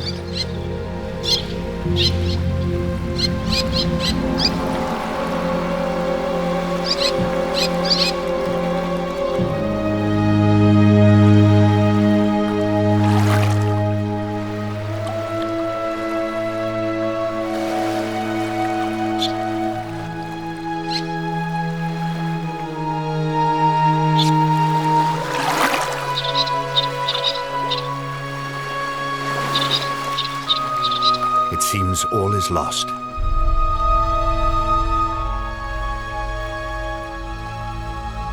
But finally, the tide reaches high water. The chick is stranded.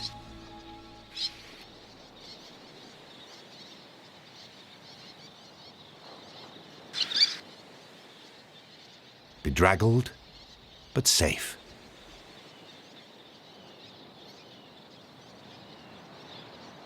Hopefully the chick inside the egg has also survived.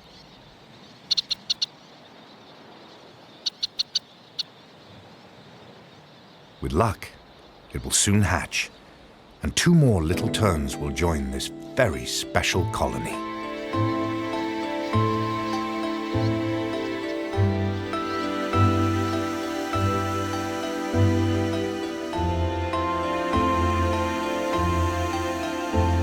Wales is blessed with a coastline that is both spectacular and varied. More than 2,700 kilometers of beaches, estuaries, and rocky headlands. It's the only country in the world with a coastal path stretching its entire length. And it's a coastline that's home to much of the country's wild riches.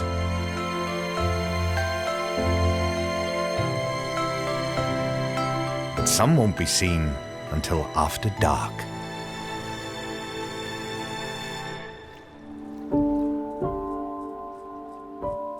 In South Wales, on the Pembrokeshire coast, a female is looking for love.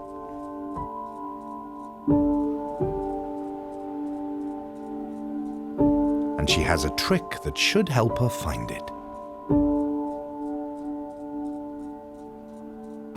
Special enzymes in her tail create a dazzling bioluminescent display. For she is a glowworm.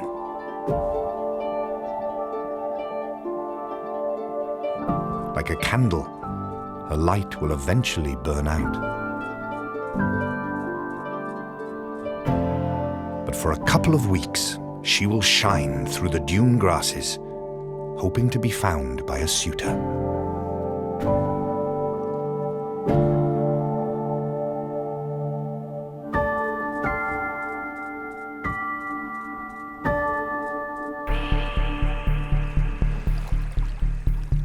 Further along the shoreline, she's joined by another glimmer. A late-night walker disturbs the shallows.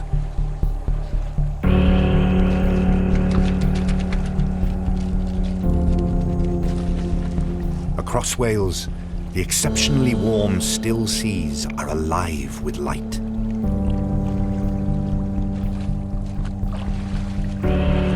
The hot weather has created this spectacle.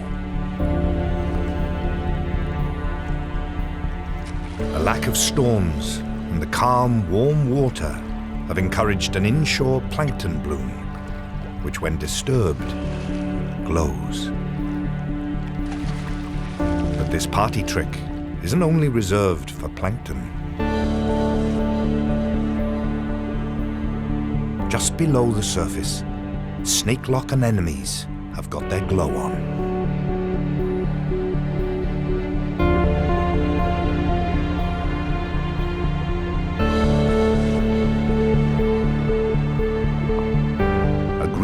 fluorescent protein found within their tentacles lights up their own watery rave.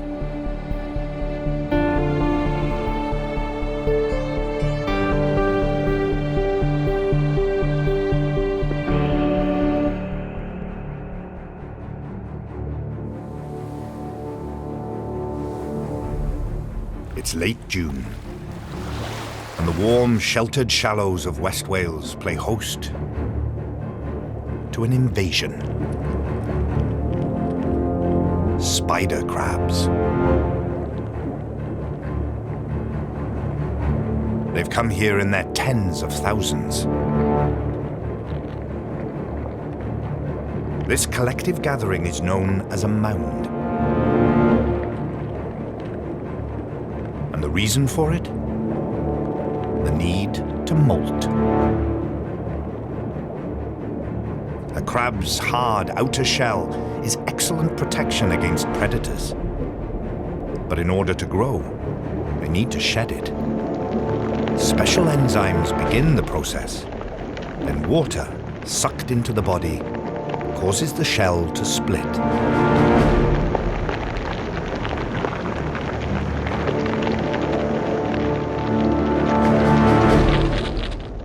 And 15 minutes later, as good as new.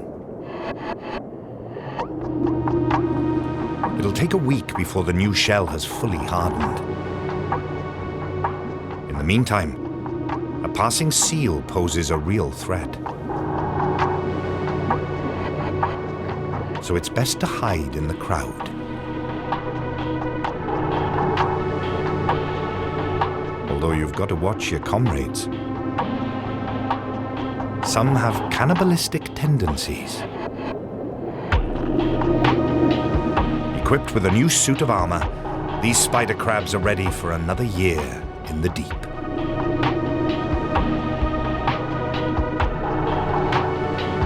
And as stealthily as they arrived, they disappear.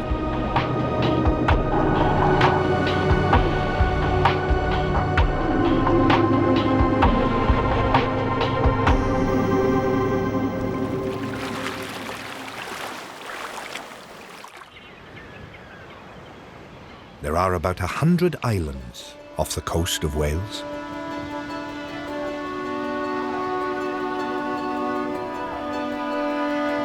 In the south, almost 5 kilometres off Pembrokeshire, are Skoma and its smaller neighbour, Stockholm. Both are famed for their seabird colonies.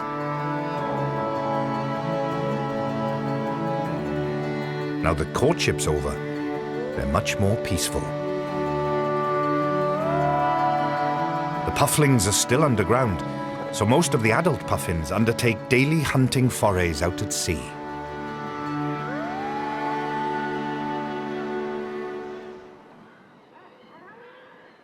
But the cliffs are still full of life.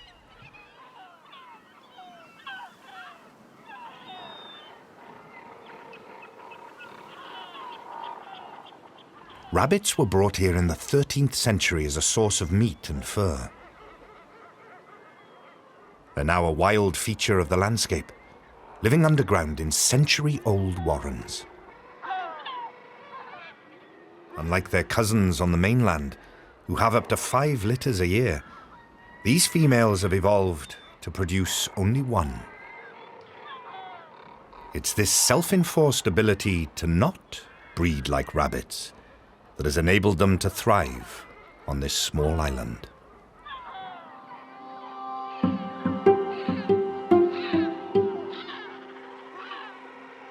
The little kits have emerged. They're taking advantage of the sweet summer grass. But they aren't the only youngsters above ground.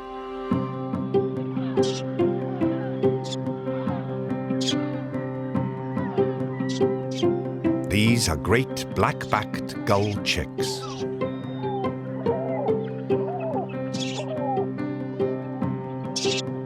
They're precocious and love to explore. But out in the open, they're exposed, and would make a tasty meal for a crafty crow. So at least one of the parents is always on hand to ensure they don't get into trouble.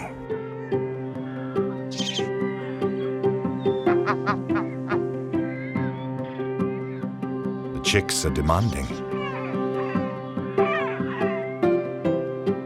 So Dad's left in charge, whilst Mum's off in search of food for the family.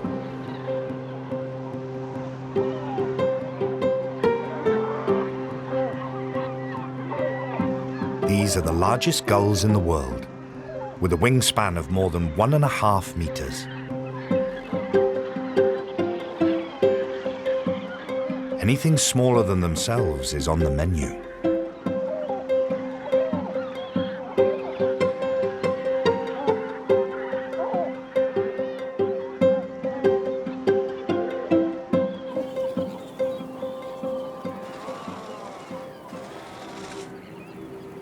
Puffin would make a very good meal.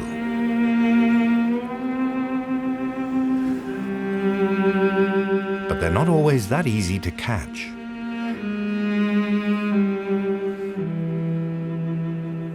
Sometimes it's better to go for the easy option. This is nature red in tooth, claw, and beak.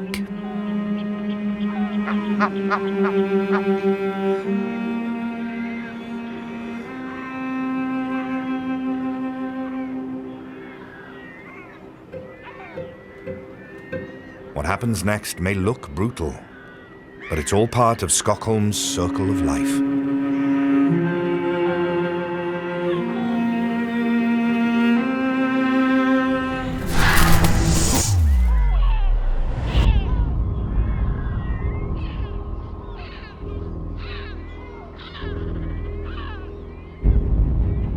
Down in one.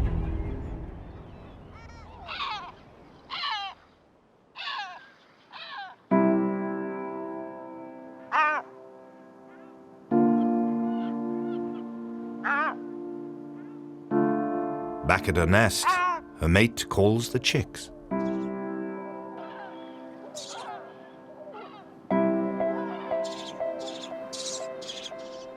The prey is regurgitated in time for tea.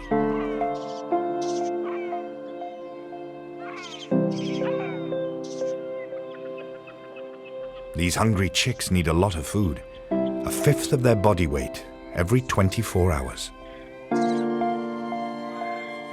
Great blackback gulls only have 1 brood a year, so there's a lot riding on these 3.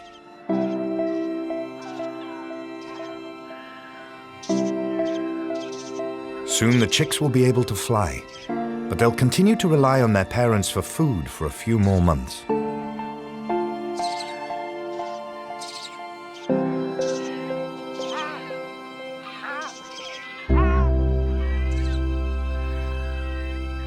So it's just as well their island home provides such a well-stocked larder.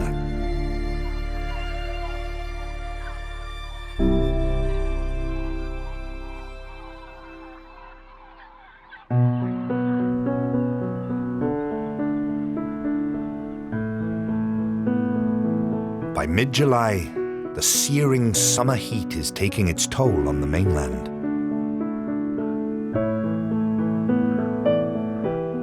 A month and a half with virtually no rain has left the reservoirs at their lowest for more than 20 years.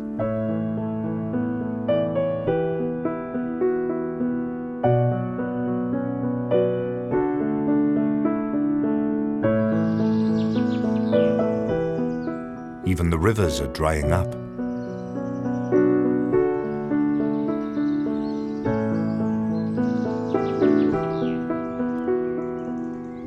Some watery oases do still remain. The National Botanic Gardens in Carmarthenshire.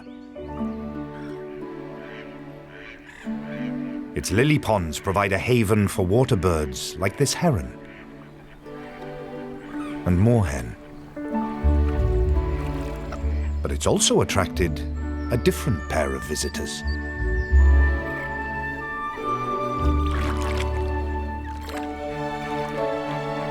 an otter and her cub.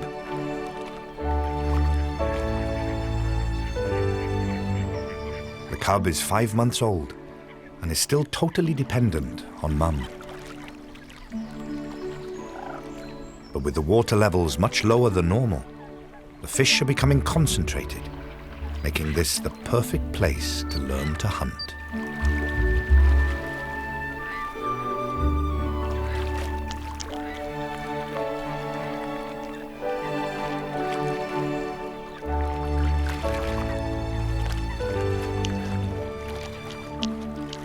Success. There's a long way to go before this cub will be independent, but his mother has chosen the perfect spot to spend a hot, dry summer.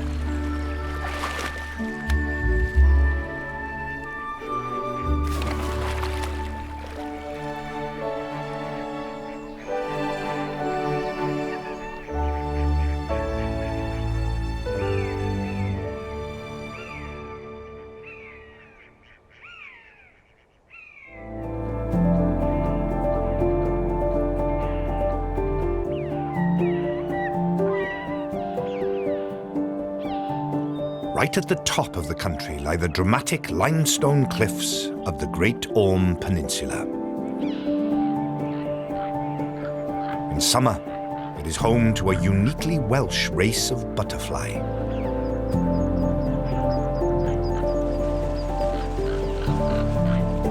The Carnarvonshire silver-studded blue.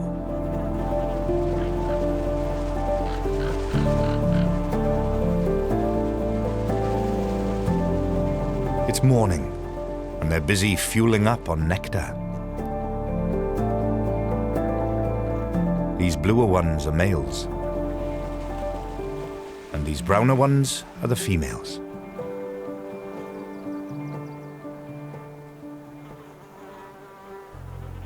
This little male has only just come out of his pupa. His wings are still wet, and he can only fly when they've dried. He's vulnerable.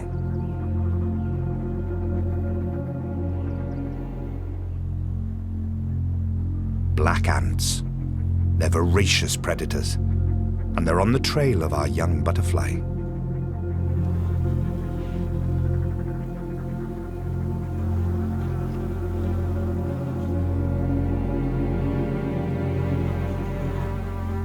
But they don't want to eat him. Quite the opposite. They're here to protect him. Another male comes to check him out. He's hoping to find a newly emerged virgin female.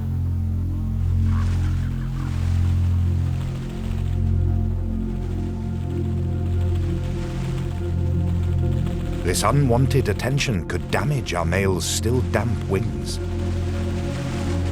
But the ants send him packing.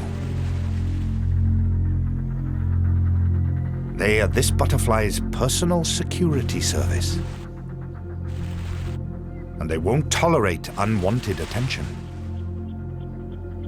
These ants have been with him since he was a caterpillar, when he rewarded them with a sugary liquid made by a special gland. And as payment, the ants continue to honor the deal and protect him.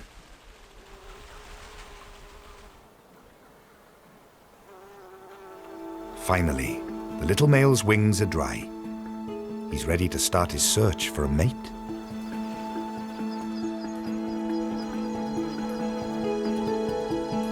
Here on the meadow, females seem thin on the ground. Just a lot of desperate males.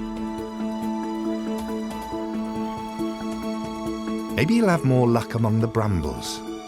There are certainly more females here. He makes his move. She's playing hard to get. Her fluttering wings are a sign of rejection.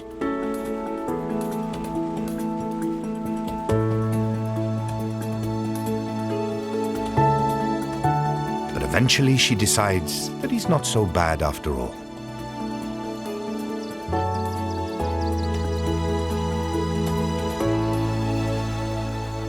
jealous rival. With so few females around, many males never get a chance to mate, so it's imperative our butterfly hangs on to his girl.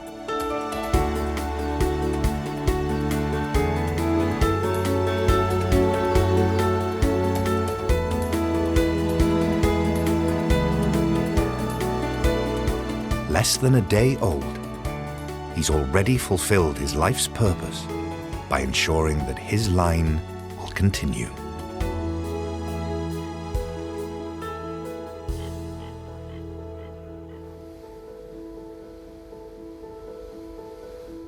The heat wave is breaking records. After the driest June for almost a century, there's no let-up in July. There's been hardly any rain for 80 days. The parched land is like a tinderbox.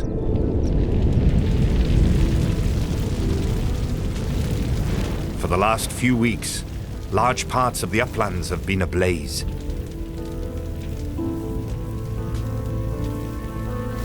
This summer, wildfires are keeping Welsh firefighters busier than they've been for more than a decade.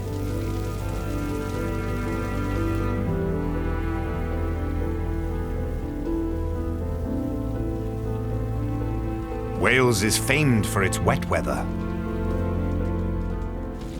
but not this summer.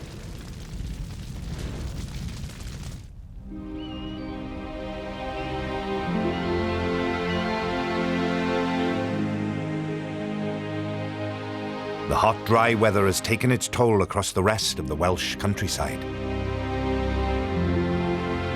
Little remains of once lush grasslands. Although for one of the UK's smallest mammals, even a little clump will do.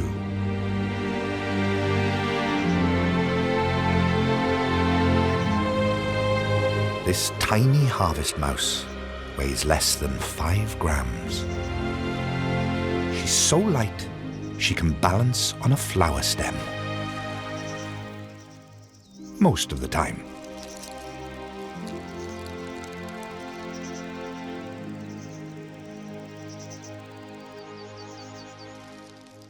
Her special prehensile tail acts like a 5th limb. Perfect for high-rise living.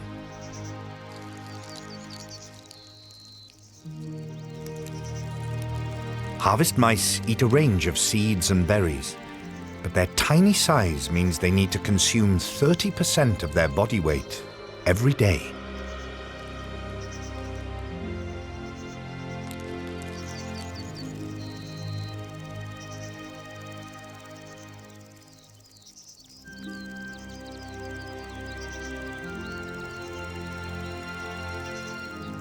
This time of year brings unnatural dangers.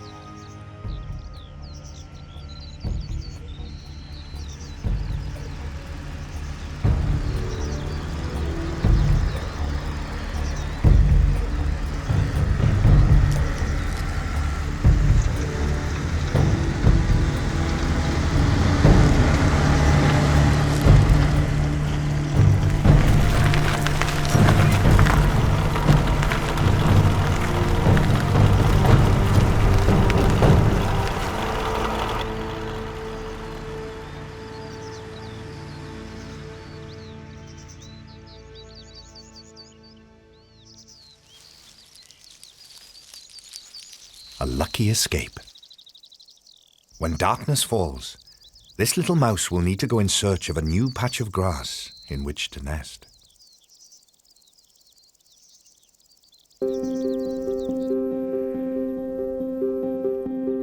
Even areas that are usually wet all year round are suffering. An upland bog in the Preseli Mountains is drying out in the heat.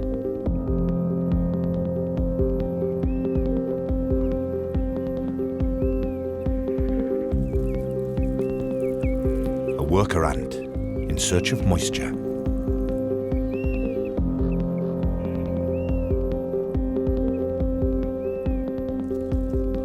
It's heading for the dampest, softest part of the bog. unaware that a crimson predator lies in wait.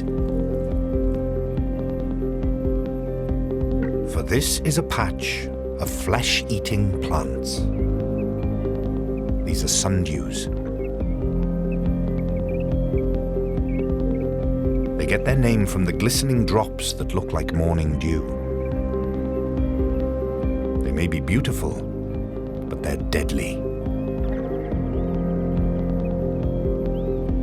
The sweet-tasting droplets are a sticky trap. Once stuck, it's hard to escape. As soon as their prey is trapped, they curl up and engulf it.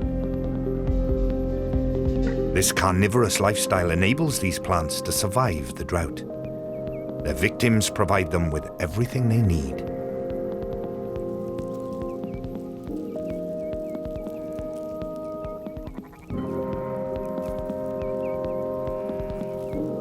The worker ant makes it further than most.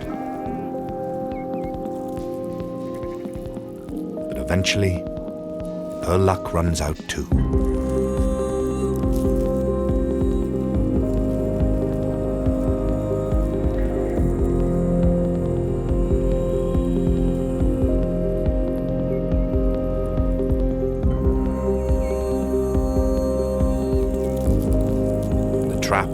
Is sprung.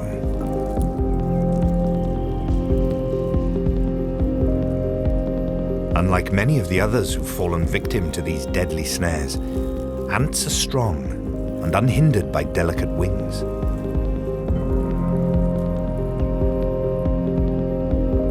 Her tenacity pays off. But another ant is not so lucky.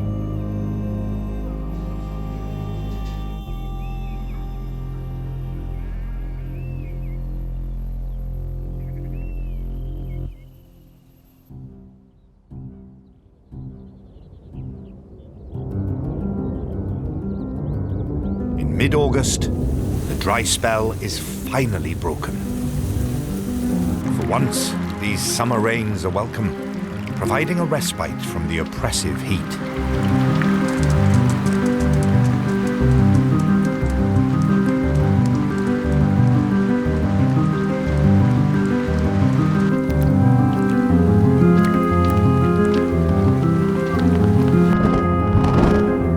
They are dramatic, but short-lived.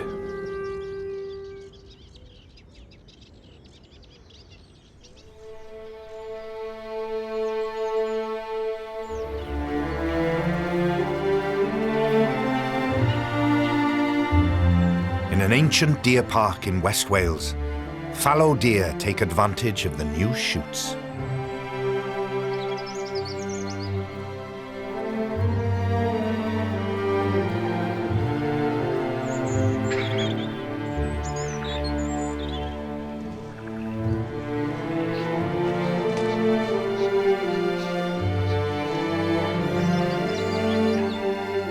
Badgers will eat as many as 200 earthworms a night.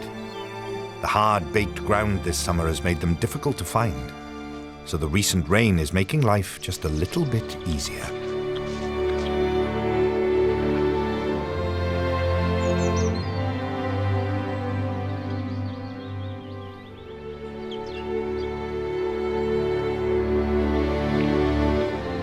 And the badgers aren't the only ones to benefit. Worms can make up to 20% of a fox's diet.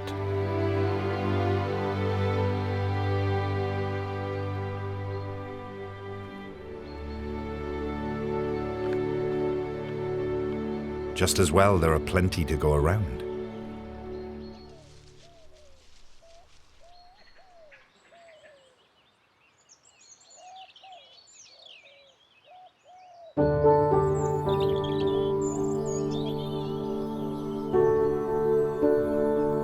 Welsh woodlands provide food for an abundance of wildlife. But there are other more unusual places where rare species are also thriving.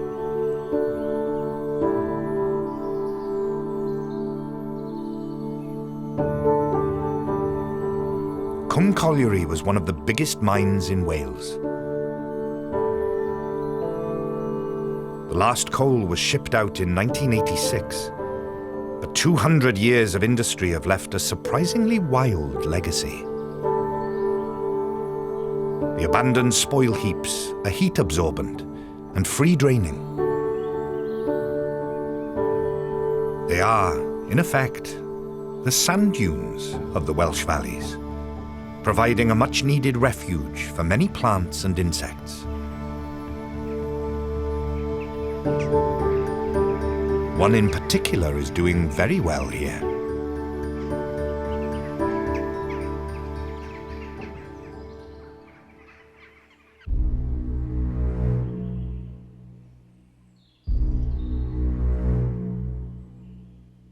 Lurking in the shadows is one of the UK's most ferocious predators.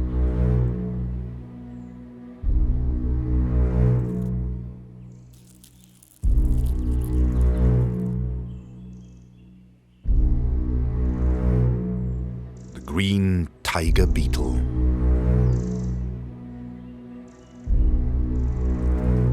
He may be small, but he's well equipped to tackle his prey with a ferocious set of jaws. Powerful wings, and 3 pairs of legs that give him the equivalent speed of an Olympic sprinter.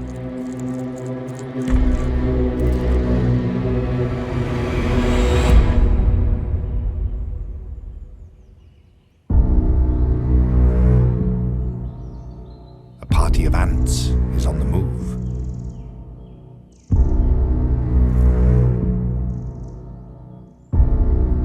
When food comes to you, there's no need to run at all.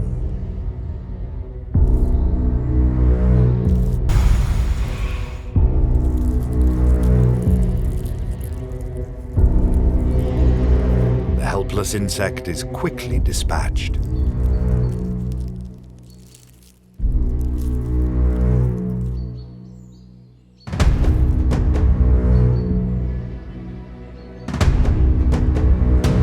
Winged queen makes a more formidable opponent.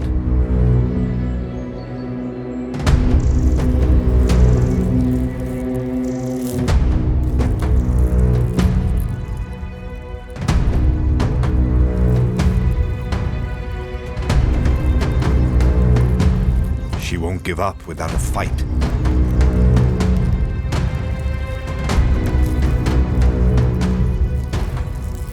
It's not so easy when your prey bites back.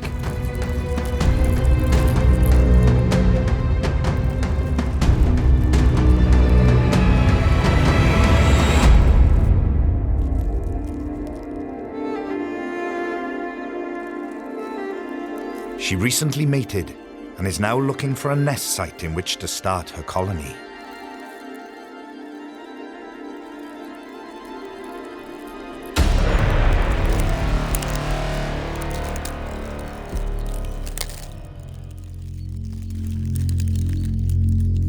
But there's another killer hiding in this colliery site.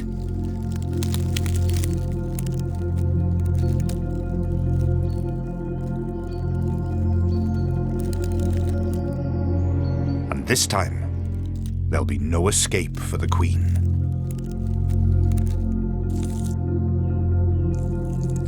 A green tiger beetle larva. It hatched in this burrow and now waits at the entrance to snatch passing prey. It's Wales's ultimate ambush predator. Like its parent, it's a voracious hunter.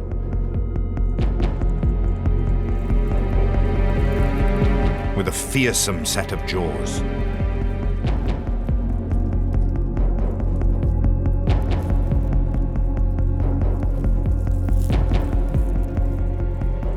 Stay in this larval form for up to 4 years, enlarging the burrow as it feeds and grows,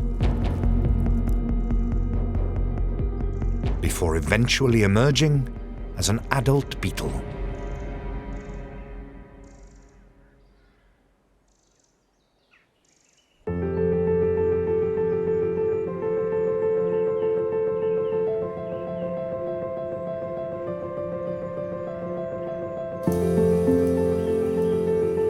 Summer is drawing to a close.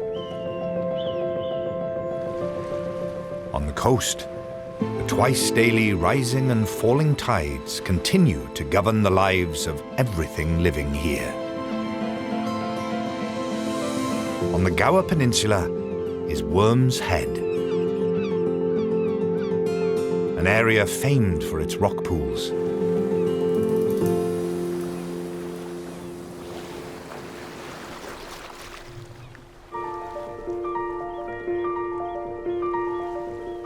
It's home to a red jewel, a beadlet anemone.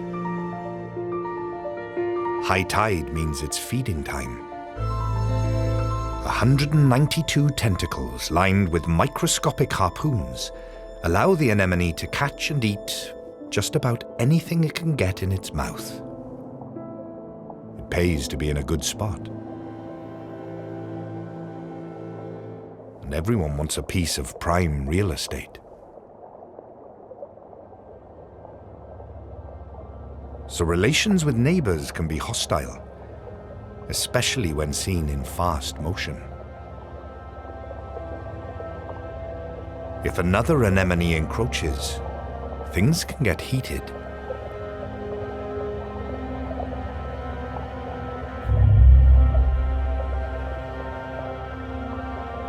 At the base of the tentacles, blue acrohagi contain a mass of stinging cells that help repel unwanted intrusions.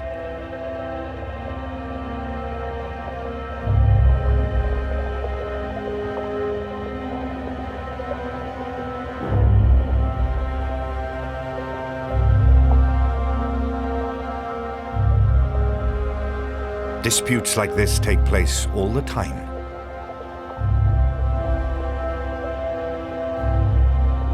But with the falling tide, tentacles retract and hostilities are suspended.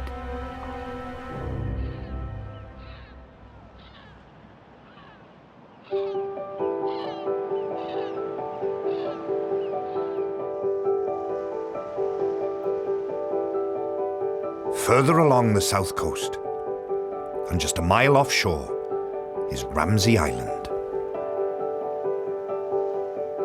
Now it's late August. Its remote beaches are drawing a crowd.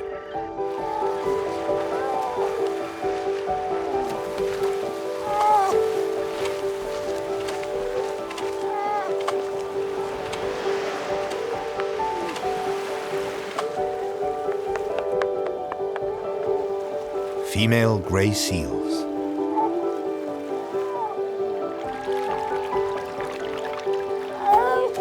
Attracted by the seclusion, they've come to give birth.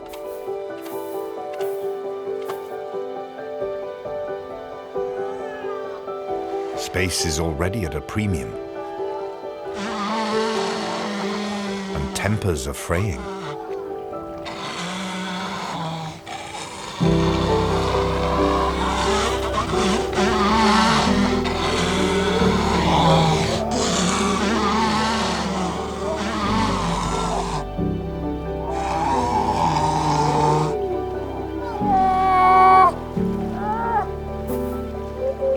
No concessions, even for the newborns.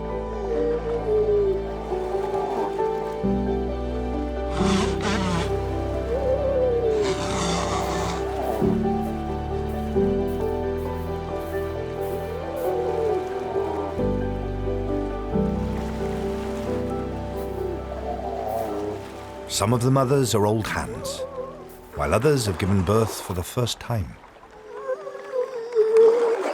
This pup is just a few minutes old.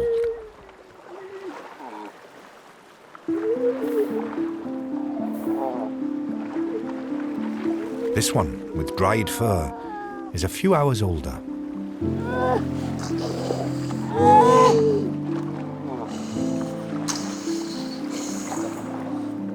Seal pups are born with fluffy white coats that keep them warm. But they're only on land briefly, and they'll need a thick layer of blubber before they can head out to sea. They need to put on weight quickly, they do.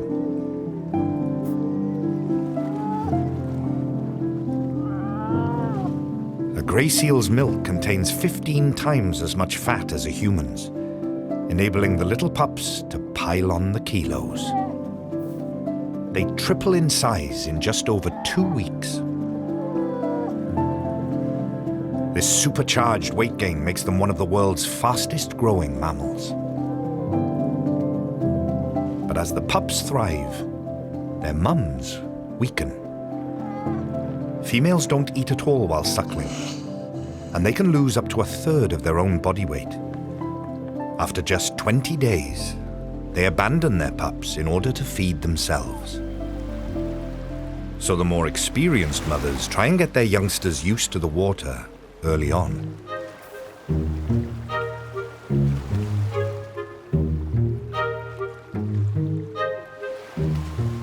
Pups that are taught to swim before they're weaned are more likely to survive their first year at sea, so this early life lesson is important.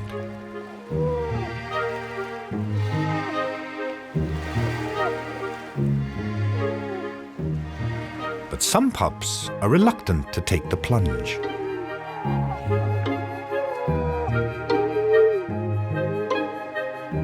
While others take to it like seals to water.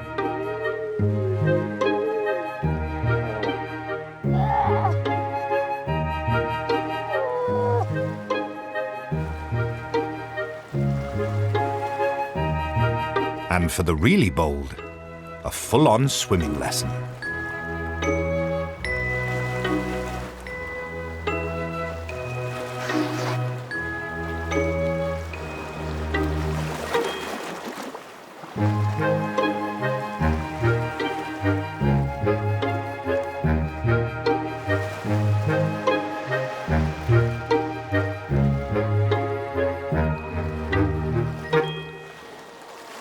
For now, life is good.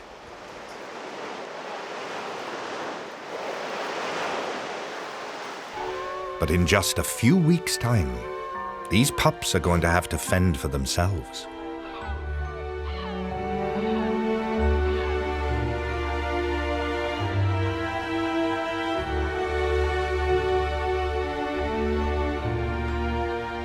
The last few months have been a struggle for Wales's wildlife. The hunt for food has intensified. The demands of the young have increased. They've survived the summer, but now with autumn looming, they'll face a whole new set of challenges.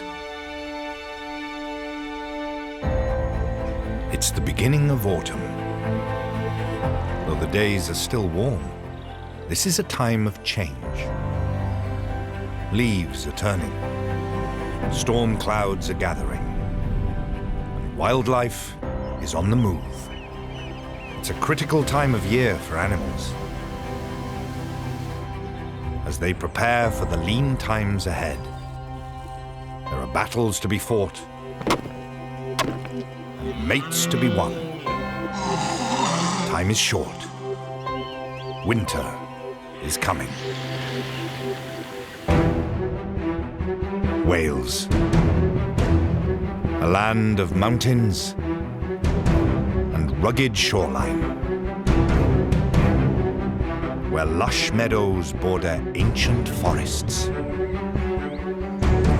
and where you're never too far from wildlife. Home to 50,000 species, the spectacular and the surprising.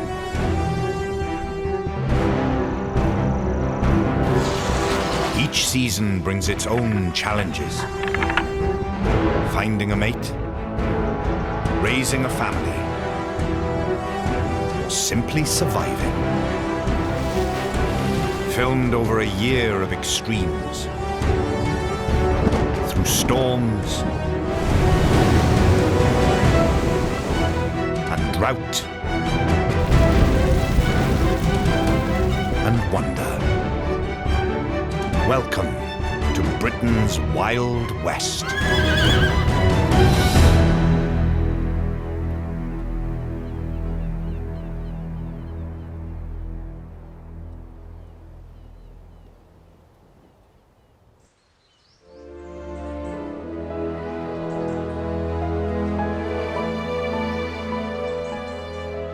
It's early autumn.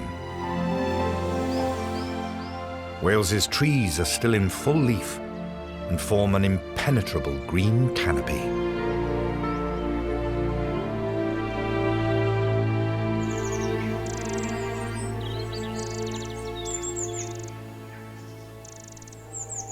It's the ideal hunting ground for a master ambush predator.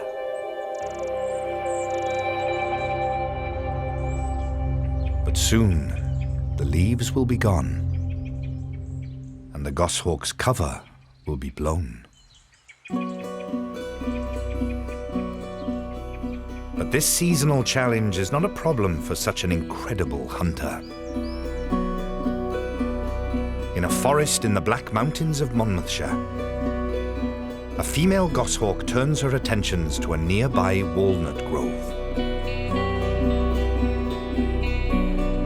Barrels protect the trees from grazing sheep, but their fallen bounty is up for grabs.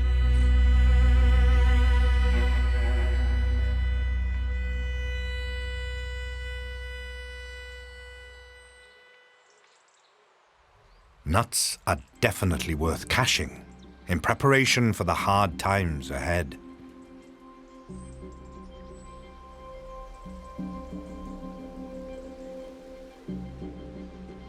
Distracted, the squirrel is unaware of the danger it's in. It would make a substantial meal for the goshawk.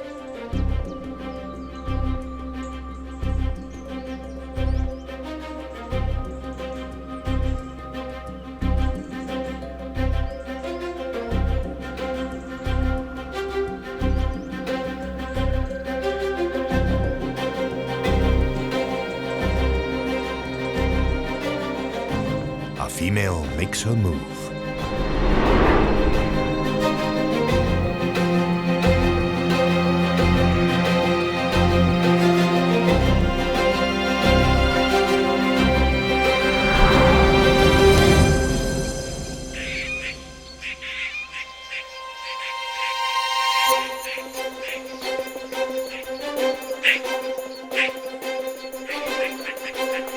Goshawks will pursue squirrels in a chase that can last many minutes.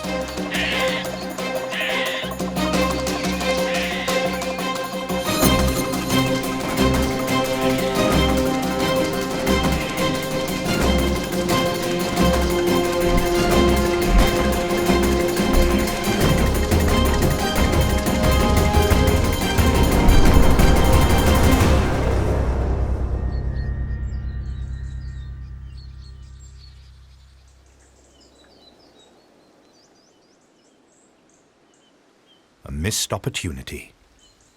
But this formidable hunter won't go hungry for long.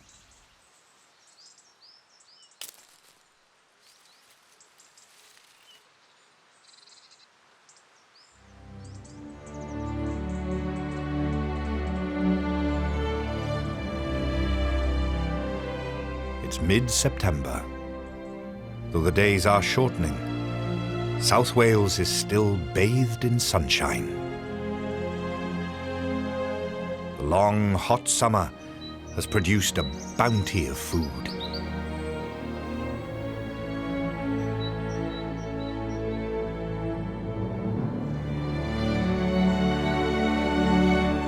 Ivy is one of the last plants to flower in the UK. This vital food source attracts lingering butterflies. And a host of other insects.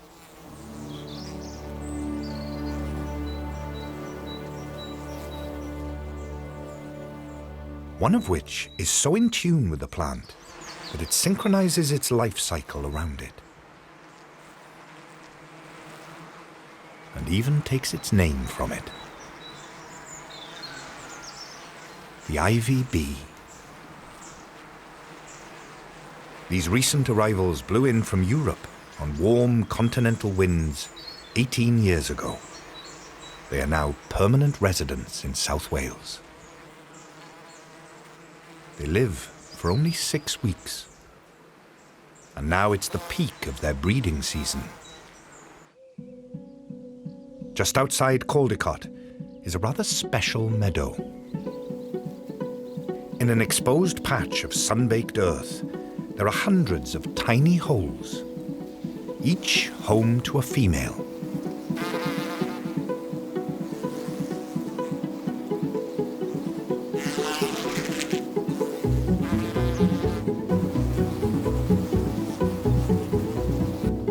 This one is emerging for the first time and is looking for a partner. She's giving off a powerful scent that is irresistible to the males hovering nearby. She will only mate once, so competition for her affections is fierce. Males pile in from all directions, and a rolling maul ensues.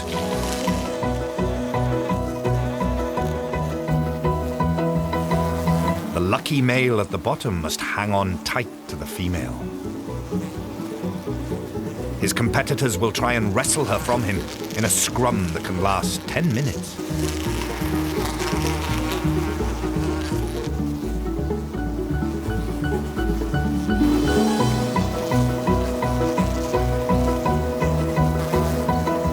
Victor eventually emerges.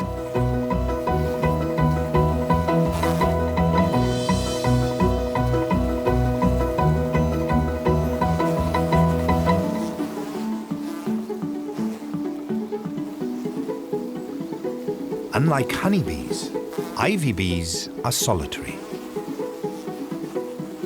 Our female digs a burrow into which she'll lay her eggs. She'll fill the nursery with ivy pollen for her growing young to feed on.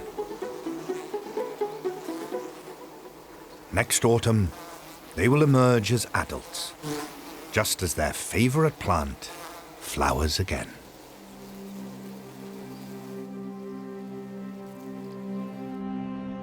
The ivy bees are not the only mothers busy at this crucial time of year. A kilometre and a half off the Pembrokeshire coast is Ramsey Island.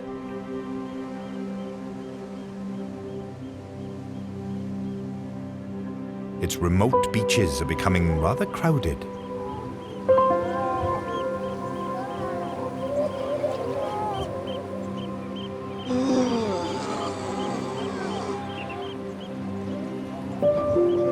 Female grey seals and their pups relax in the late season sunshine.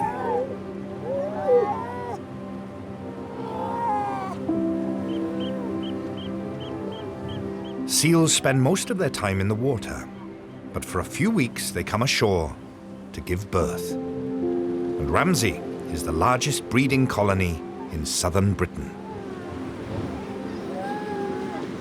Where there are females, males are quick to follow. This one is the first to arrive at the pupping beach. He wants to mate. But grey seals are dedicated mothers. When they're suckling a pup, they're completely devoted to that task and will rebuff any male advances.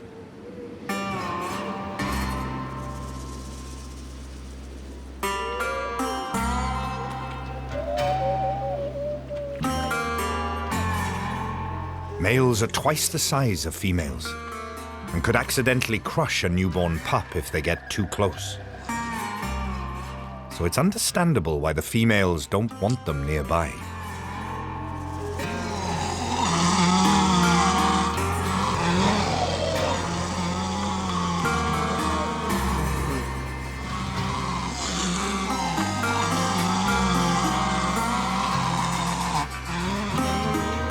At times like this, retreat is often the best tactic. But even that can cause a ruckus.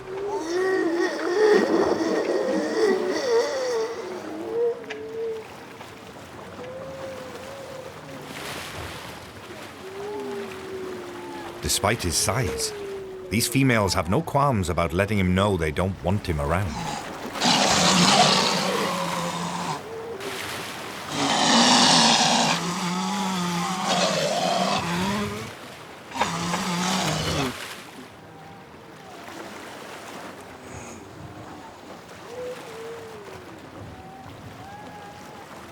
He won't be welcome until their pups are weaned.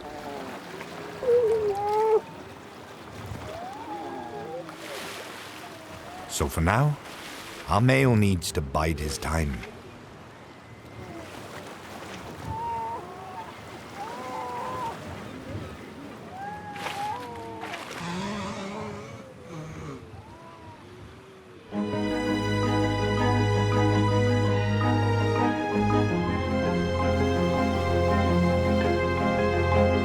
A few days later, and it seems like the females might be ready.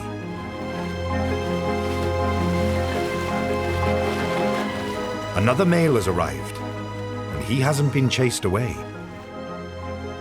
Our male must try again.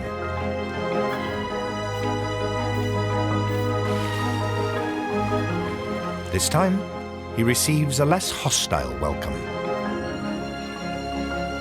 One female is interested.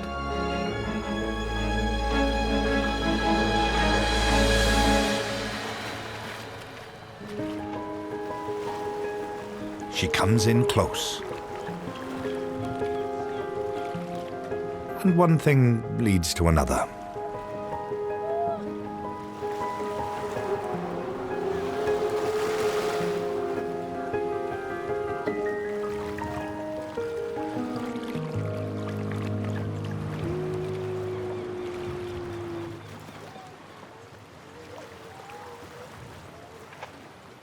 It's his first successful conquest.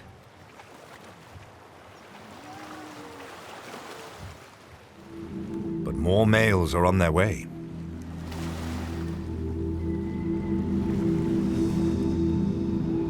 And he'll soon have to fight for the right to mate.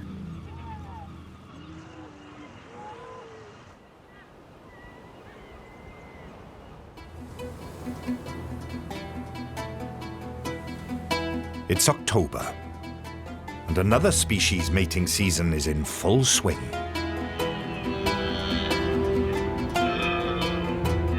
In South Wales, just a stone's throw from the town of Port Talbot, is Margam Park.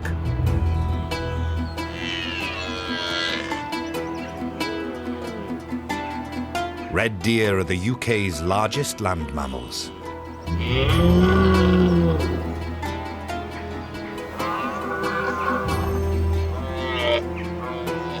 This time of year, the stags are full of swagger.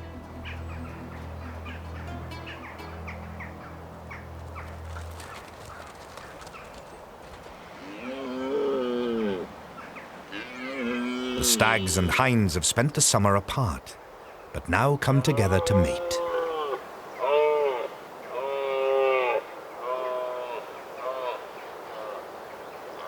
This male has already laid claim to his harem by seeing off a number of rivals.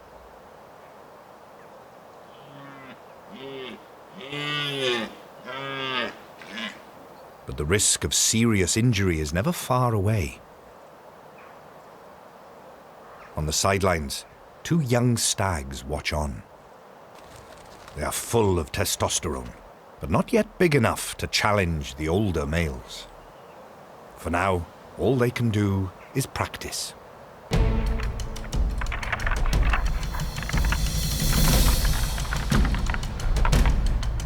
The rut is a test of stamina and strength. Early battles allow the stags to hone their technique.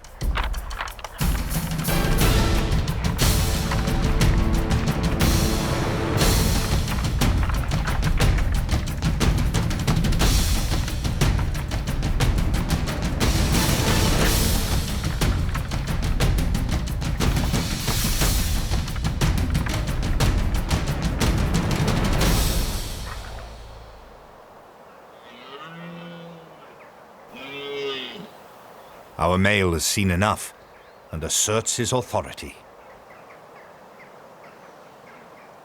His roar resonates far and wide.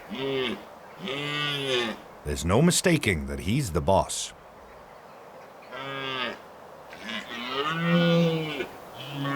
The hinds are only in season for 24 hours, so time is of the essence. But this is his first year in charge. He's not mated before and seems reluctant to make the first move. The females are ready and show him what to do.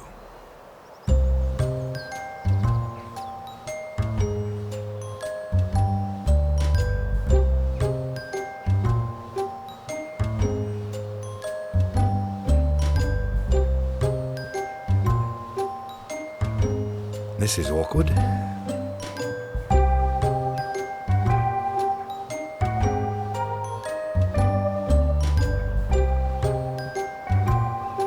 Finally, he gets the message. But his technique leaves a lot to be desired.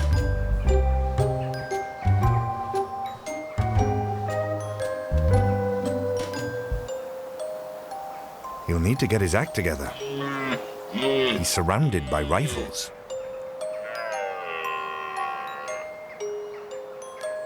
Down below in the bracken, another male has his own harem. And he's at the top of his game.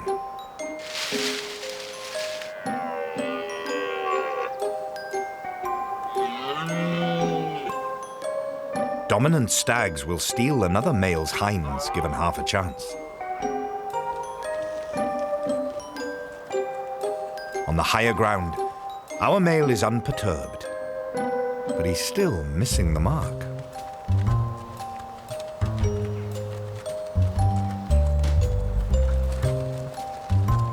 Hopefully it won't be long before he finds his mojo and has a successful end to his first season as top stag.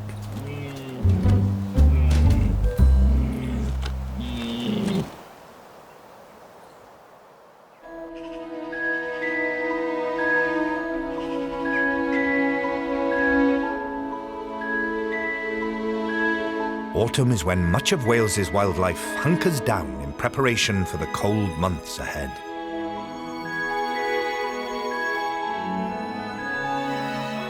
But in a tiny meadow nestled beneath the bracken beacons, there's an unexpected sight.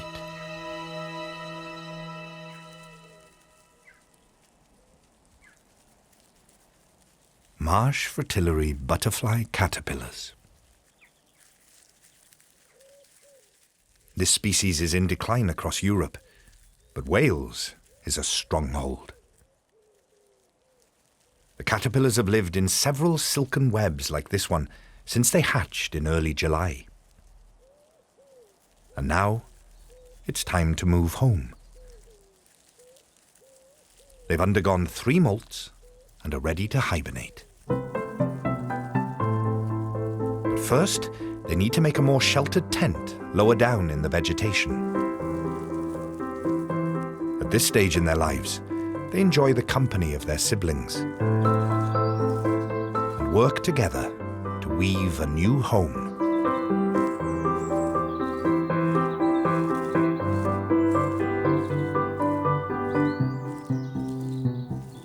They'll spend the winter months cocooned within.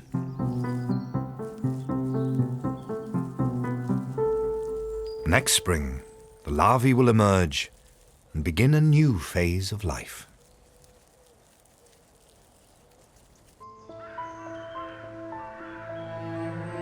In November, it's not just the animals that are preparing for winter. Across Wales, the trees are too.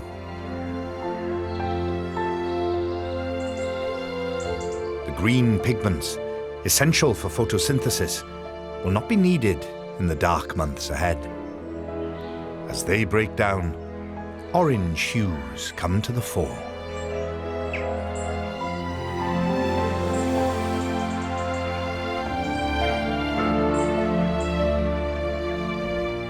Creating an ever-changing palette of color.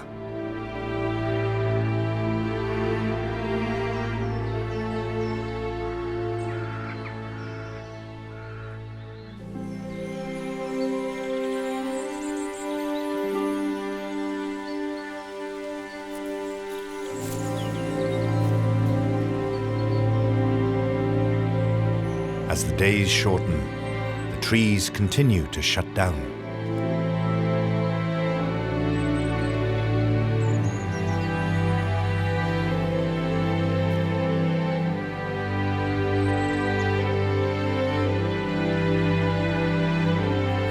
But these golden offerings won't go to waste.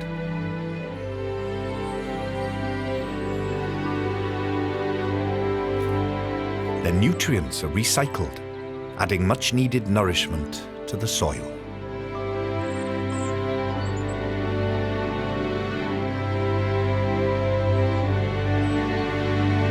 As deciduous trees shut down, the woodlands come alive with new arrivals. Fungi. These vital organisms usually remain in the soil, hidden from view. But at this time of year, they put out their fruiting bodies, mushrooms and toadstools. These are like the apples of an underground tree, and they enable the fungi to reproduce.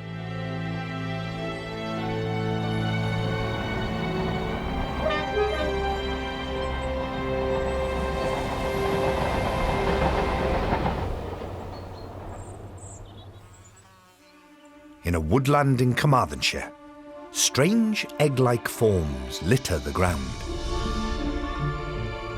They're actually part of a fungus, one whose Latin name, Phallus impudicus, means shamelessly phallic.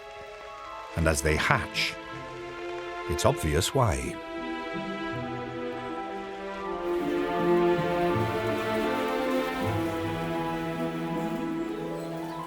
Two hours later, the fruiting body is fully formed, and it immediately attracts attention.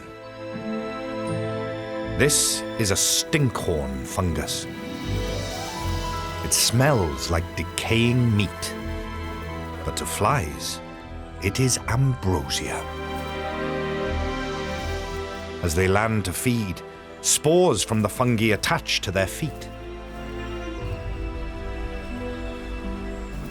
And when the fly leaves, it carries them away to scatter elsewhere. This cunning trick ensures the stinkhorn colonizes new areas of the woodland.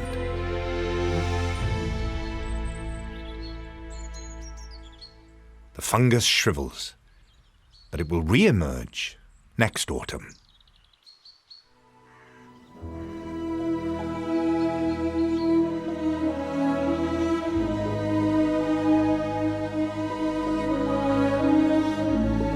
In mid-November, the countryside is still ablaze with colour.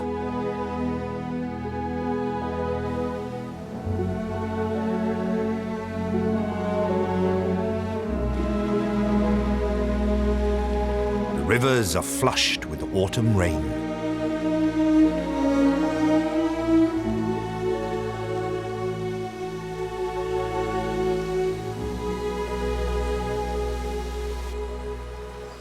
One remarkable animal swims against this torrent on a final pilgrimage.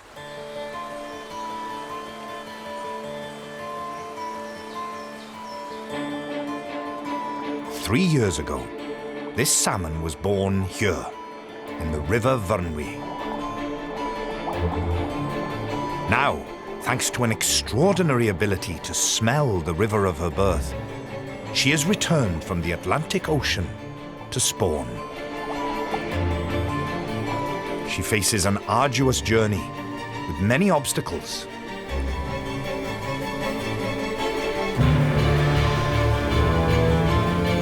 It's a test of agility and endurance.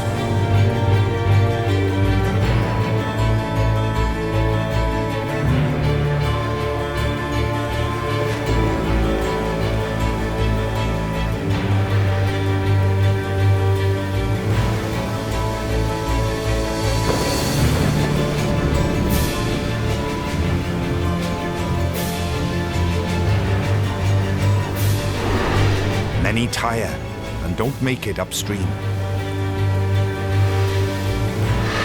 Some are wounded along the way.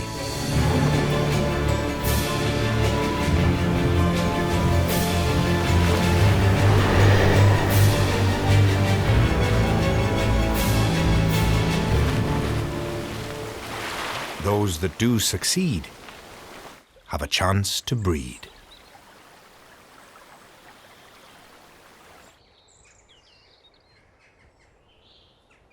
It's not just the rivers that are drawing autumn migrants.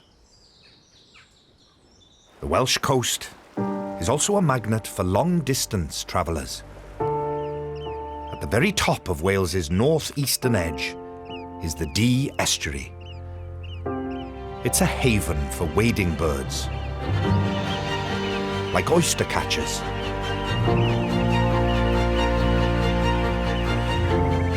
curlew,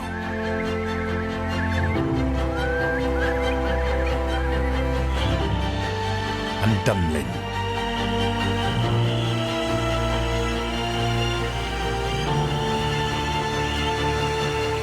They've been driven south from the freezing Arctic to spend the winter here.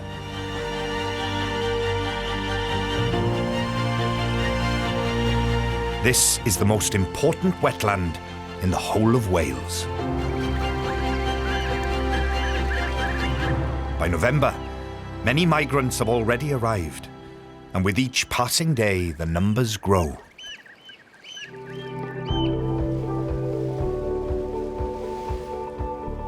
All the birds wait for the retreating tide. Estuarine mud is twice as fertile as the richest farmland. It's full of cockles, mussels, and worms. Their calling cards, the only sign they're there at all. Once the tide is out, the banquet can begin. Waders have special receptors on their beaks and can find these juicy snacks, even though they can't see them. This is the ultimate fast food joint for hungry birds.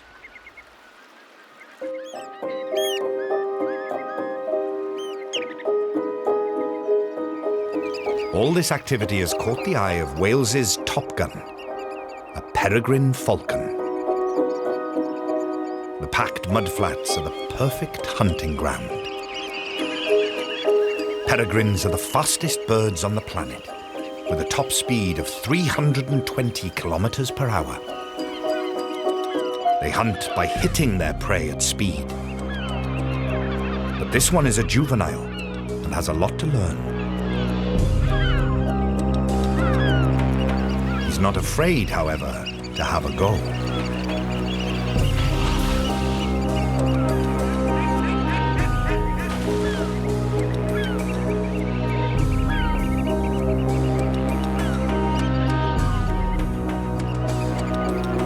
For 10 minutes, he terrorizes the other birds on the beach.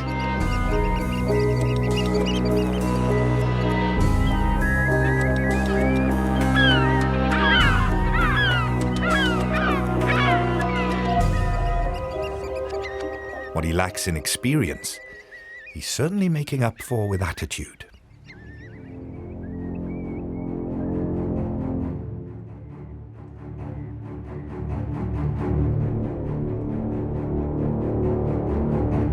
There are other threats on the horizon.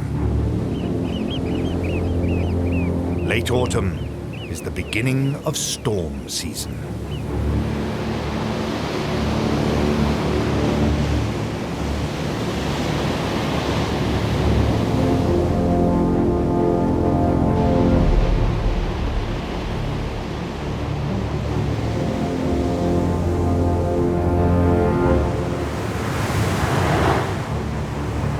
This time of year, high over the Atlantic, the jet stream picks up speed, driving low-pressure systems onto the Welsh coast.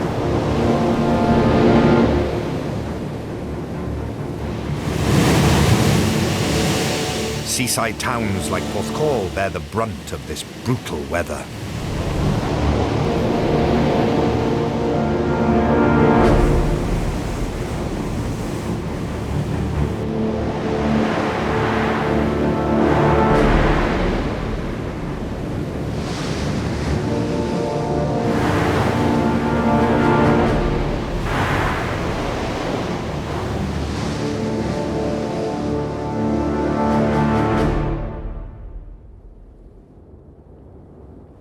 as quickly as the storms blow in, they move on. These brief blasts of winter are a warning of harsher weather to come. Wales is still experiencing unseasonable warmth, even in some of the most mountainous parts of the country. On the abandoned Dinorwig slate quarry, in the heart of the Snowdonia National Park, one of Wales's most sure-footed animals makes its home. Feral goats are Neolithic survivors and have lived here for at least 5,000 years.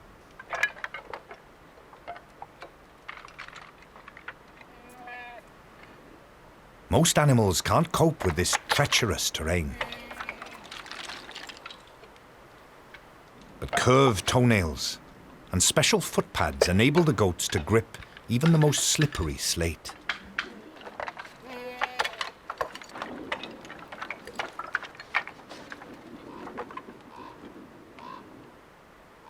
At this time of year, the males, or billies as they are known, have one thing on their mind. Females. It's the mating season. This alpha male has his work cut out. Rival billies are a constant irritation.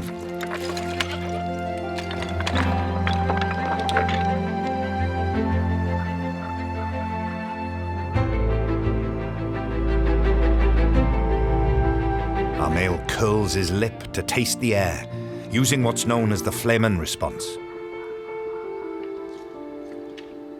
The females, or nannies, give off a potent smell when they're ready to mate. So he can tell when one is receptive. He's been keeping an eye on this female for the last few days.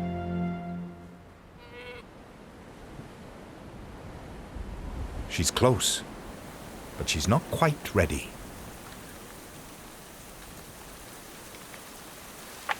The weather here in the mountains can change in an instant.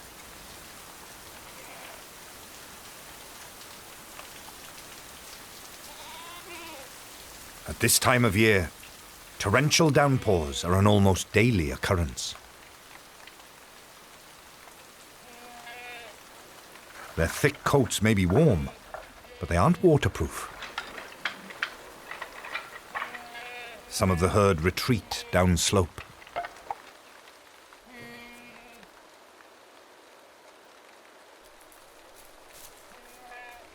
The ancient woodland provides shelter and a chance to feed.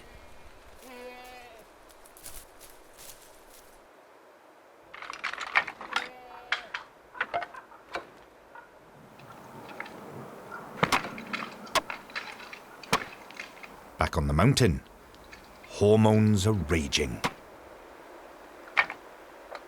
And even the nannies are feeling feisty.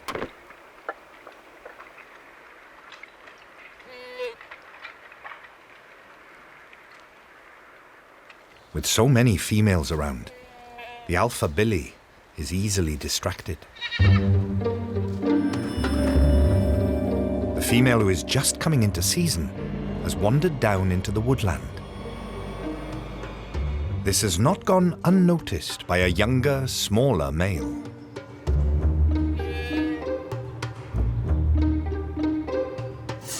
She's playing hard to get, quite literally.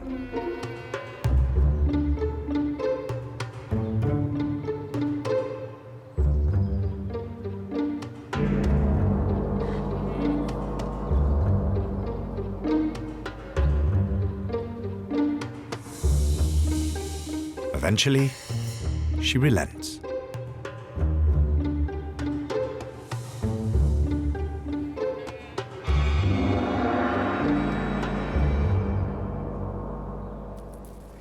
For this sneaky male, a chance to sire some offspring. It's an opportunity he wouldn't have got on the open hillside.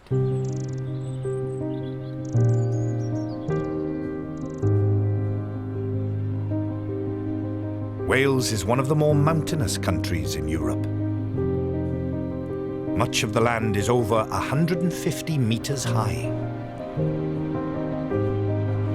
peaks are covered with snow for more than 30 days every year.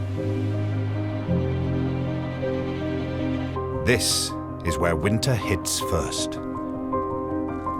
It's a wild, rugged place to live. Only the strong can survive here. Carneddau ponies graze on Snowdonia's highest peaks. They are an ancient breed that have roamed these mountains for thousands of years. Their small size and thick coats enable them to live here even during the depths of winter, when temperatures plummet well below freezing.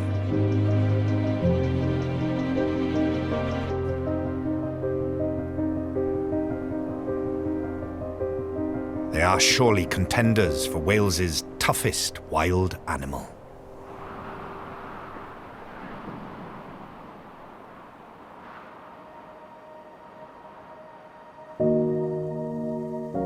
As winter continues, the first flurries of snow arrive at lower altitudes.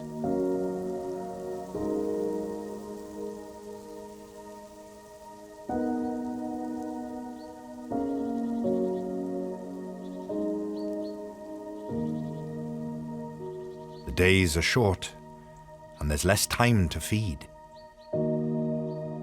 Many species make the most of free handouts.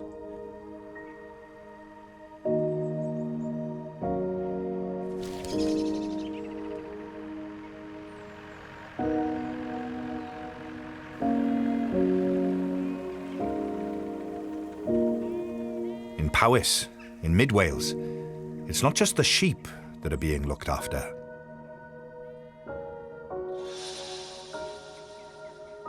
Come rain, shine or snow, the farmer provides food for the country's national bird. The red kite.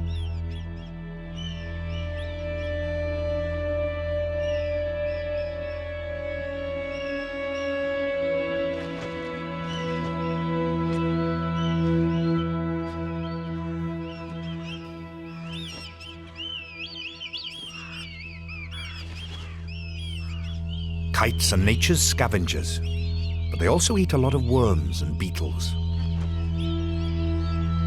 During winter, the frozen ground makes these harder to find, so this free meal is incredibly welcome. Kites come here every day from far and wide.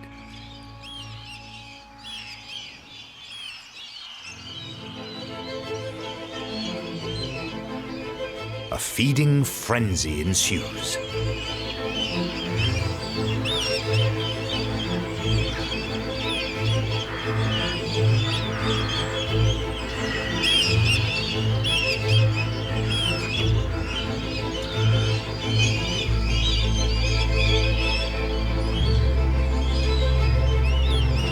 As even more birds arrive, the competition intensifies.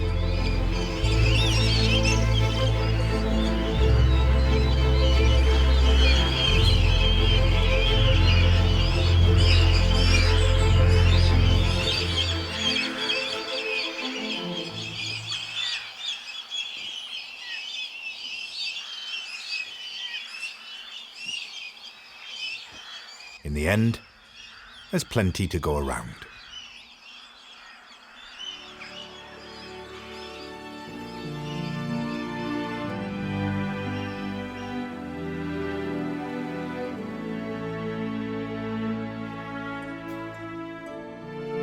Snow continues to blanket the land.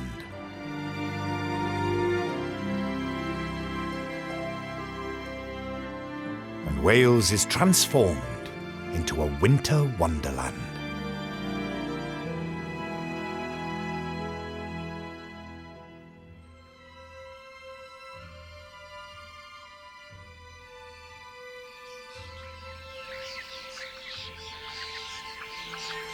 The snow-covered fields attract flocks of migrants.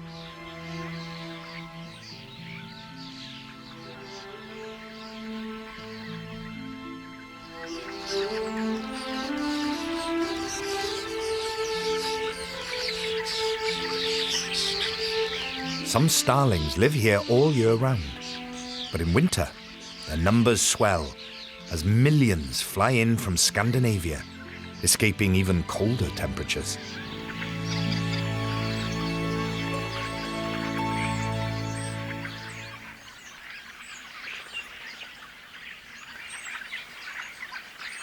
Their short, stubby beaks are perfect for sifting through snow on the hunt for seeds and insects.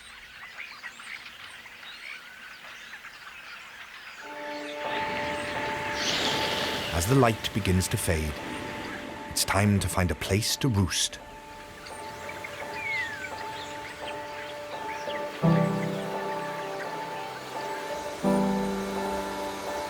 They head to the coast, where temperatures are milder. Small feeding flocks join together.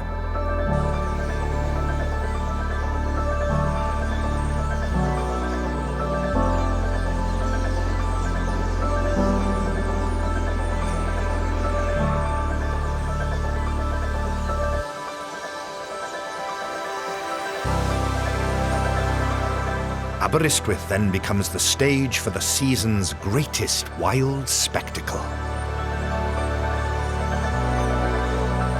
A murmuration, 50,000 strong.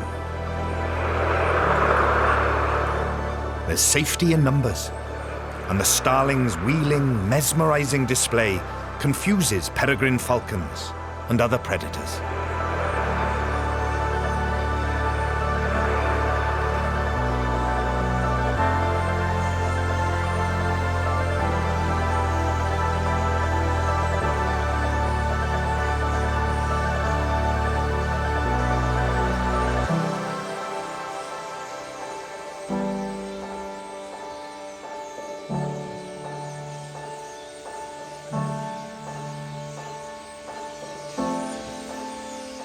Every evening, this huge superflock roosts in the shelter of Aberystwyth Pier, huddling together against the cold.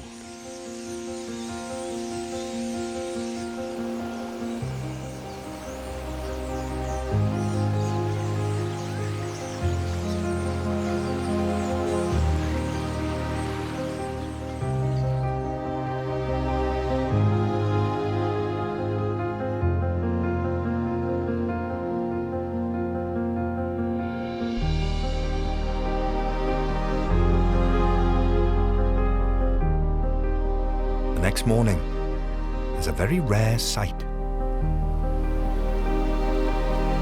Snow on Aberystwyth Beach.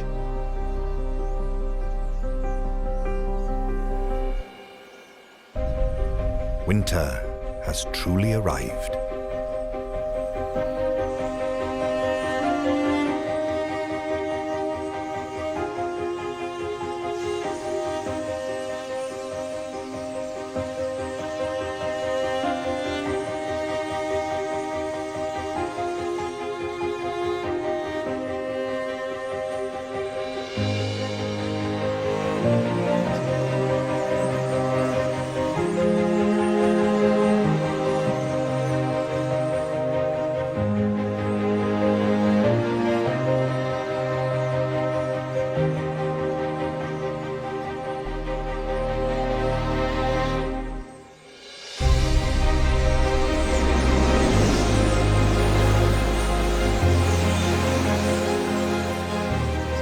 Starlings lift off as one,